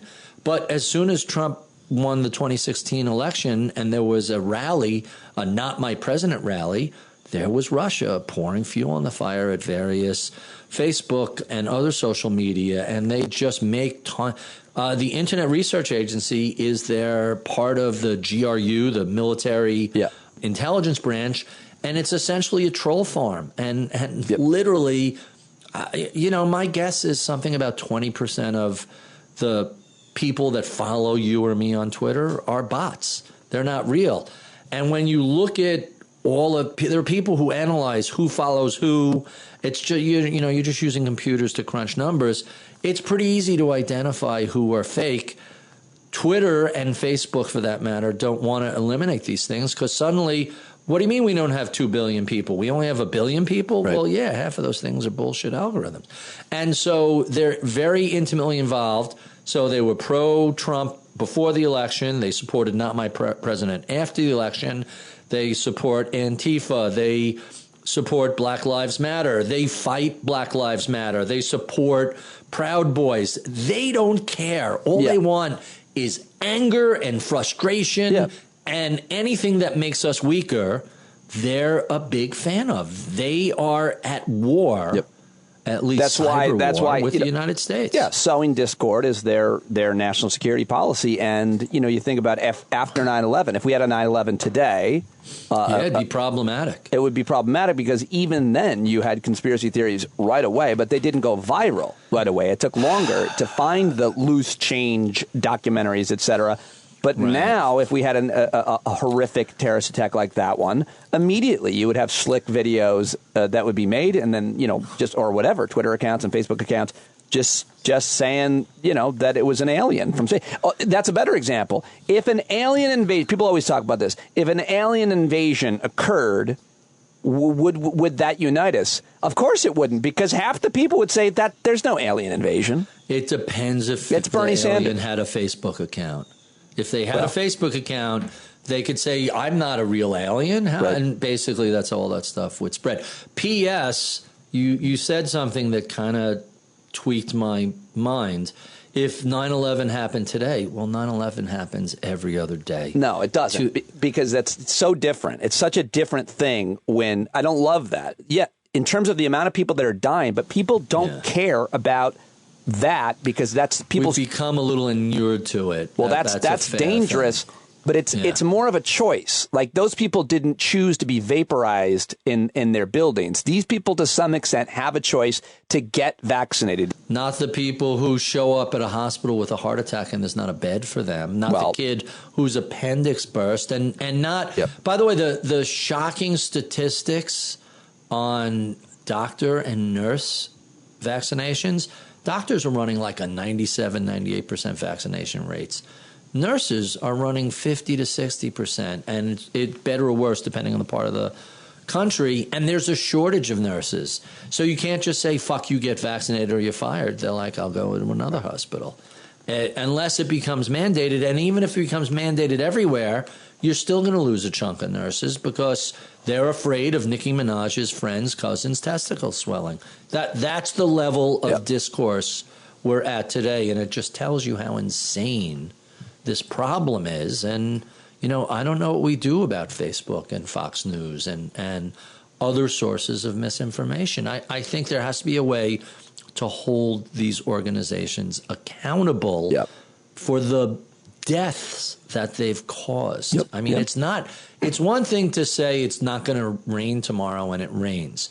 It's something else to talk about how terrible vaccines are when your whole staff is required to be vaccinated and you have very specific rules for allowing people into the building, but out of that building comes a poison that is literally leading people to make terrible decisions that result in sickness and death. It's just shocking. Also, did you see this one?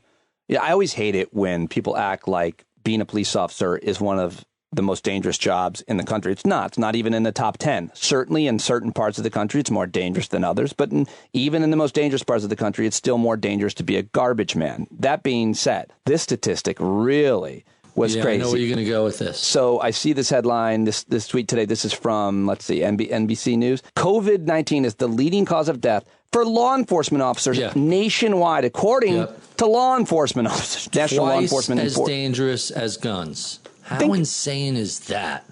Now, they're on the front line, so they have to deal with a lot of people. But their vaccine their rates unions have been fighting vaccination mandates for police, which is, wait, let me back up a second.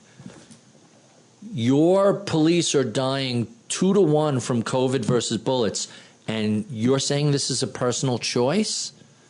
What's wrong? Like I don't understand police unions. It's not a personal choice to wear a vest. On the hottest day, you have to wear your bulletproof vest. All military schools, vests don't make your testicles swell. And that's not true. Difference. I wore a bulletproof vest for a day as a Did you really? For a role I played, and my balls actually got huge as a result. Metaphorically, I felt invincible. Right. I don't think we're talking about metaphorically. I think she was. Did you hear that Trinidadian commentator refer to impotence as a flat tire? No. He goes, from time to time, every man gets a flat tire, man. flat tire. But the question is the flat tire caused by a vaccine? That's the key takeaway. I continue to be astonished by how malleable people can be, how easily influenced they are, how no one wants to stop and think. Like, thinking is not the most painful experience you'll have. And yet people seem to try to avoid it at all costs. All right. That's all the questions I had. All right. So I have some answers left. Okay, go ahead. I can read them. And here we go. Give me one more. Altoids. What is so curiously strong that you actually throw it out the window worrying that people think you're littering? That happened to me. I threw 2 Altoids in the other day, and I lasted like 2 minutes, and I tossed them out, and I was like, I hope people don't think I'm littering. They're just so curiously strong. Let me ask you a math question. Oh, no, I don't want that. I got it. I'm out of time. It's a mathy question. I'm not going to ask you a question that requires... So when you go into a supermarket, into a store, whatever, when you come out, do you tell your spouse, about a 75% mask ratio in there? Like, yeah. We talk about that a lot. Yeah, I talk about that with everybody, because I think it's more interesting. It's less interesting to talk about it with the person that you live near locally, because you're all having a similar experience. It's like more interesting to talk to someone who lives in another part of the country, which, me having a national audience is interesting, you as well, that you can hear from people. They're like, oh, no one's wearing masks here or there. So what I've noticed is from New York City outward, so you go New York, Queens, Nassau County, Suffolk, the further away you get from the heart of the city, the lower the mask wearing ratio is. And obviously there's a political component. The deeper blue, the higher risk. Although, to be fair, the population density in cities has led to much tighter and more understandably enforceable mask rules. You don't see a whole lot of people not wearing masks indoors in the city. I think that I have thought since the entire time that wearing a mask outside is preposterous unless you're shoulder to shoulder at a concert or something like that, or at a ball game or something. And even then, it's probably doing nothing. I think that, I saw a family on their bikes on the trail the other day, all wearing masks. I was like, that's a little much. Now, listen, I don't care. You can wear whatever. You can wear a cowboy hat and a welder's mask if you want. It doesn't matter as long as it's not affecting. That doesn't affect me. Wear whatever you want. Be whatever you want. But I do. People in their car alone wearing a mask. What's wrong with you? In the car, yeah. That kind of surprised me. So we went to see 2 concerts at Jones Beach this year. For tickets I had bought at like 2019, and they got rolled over to 2020, and then they got rolled over to this year. James Taylor was more of the baby boomer. Jones Beach is an outdoor venue, beautiful, like a 15,000 or 12,000. So what we did, we talked about it. What are we going to do? The decision we reached, and wherever you draw a line, it's going to be a little bit arbitrary around the edges of that. The decision was when we were with the crowd walking through the admission process, we would be masked. And then once we got to our seats, we take the masks off. And you're in a big, outdoor venue. The sky's over you. It's not even like an indoor ballpark. It's just like open air. And it was fine. I had gotten my sister-in-law for a birthday present tickets to Hall & Oates. She's a giant Hall & Oates fan. And my bad, I thought that was kind of a boomer. Like, I know their music, but I'm not a giant fan. I thought that was like a boomer era thing. And I was wrong. It was a pretty younger audience. Not youngish, but younger than James Taylor. When you look around the James Taylor audience, it's pretty clear everybody was vaccinated. This is like an old group of gray-haired boomers. Like, they're counting the days down till they get their booster shot. Hall & Oates was like, wow, this is really a trashy audience. It's drinking and partying and much younger than I expected, which may have meant it was more dangerous. That's all I have on that. Well, thank you very much for joining me, buddy. I love it. All right, man. Good seeing you again. Say hi to Jim Brewer for me. I will let him know you said hello. All right, there you go. That is the show. At Ritholtz. Please tweet him, listen to his podcast, let him know you heard him here. It never gets old. as well as Maura Quint at Behind Your Back. Go to givewell.org/standup. Start a recurring donation right now. Feel better about yourself and let me know that you did it. Email me, standupwithpete@gmail.com. Check out the website, standupwithpete.com. All new and improved. And most importantly, if you're still listening to my voice right now, sign up for a paid subscription. The podcast is free, but it isn't cheap. And today's was a lot of work, and I'm proud of it. Enjoyed doing it. It's now time to leave the shed. So that's when our friend, Grammy Award-winning singer-songwriter John Carroll takes us out with Stand Up. Love you guys. Stay gold, pony boy. Talk to you tomorrow. But all they had to go on was the time they were in, with other causes for laws, and since they weren't even sin, they knew that change was gonna come before the change could begin. They had to stand up. All right, they had to stand up. We got to stand up. We got to look the devil square in the eye. We gotta let him know it's his time to go and make it clear when all we hear is a lie. Why you lying awake wondering where the money all went? It'll be the cost of freedom that'll go unspent. You can see him flee the scene of that experiment if you stand up. Alright, we got to speak up, we got to reach up and raise your voice in every way you know how. Don't be toes up, you got to show up. Ain't no better time to do it but now. No need to pledge allegiance to no wanton tribe. Rise up, show obedience to the voice inside, and listen well and it'll tell you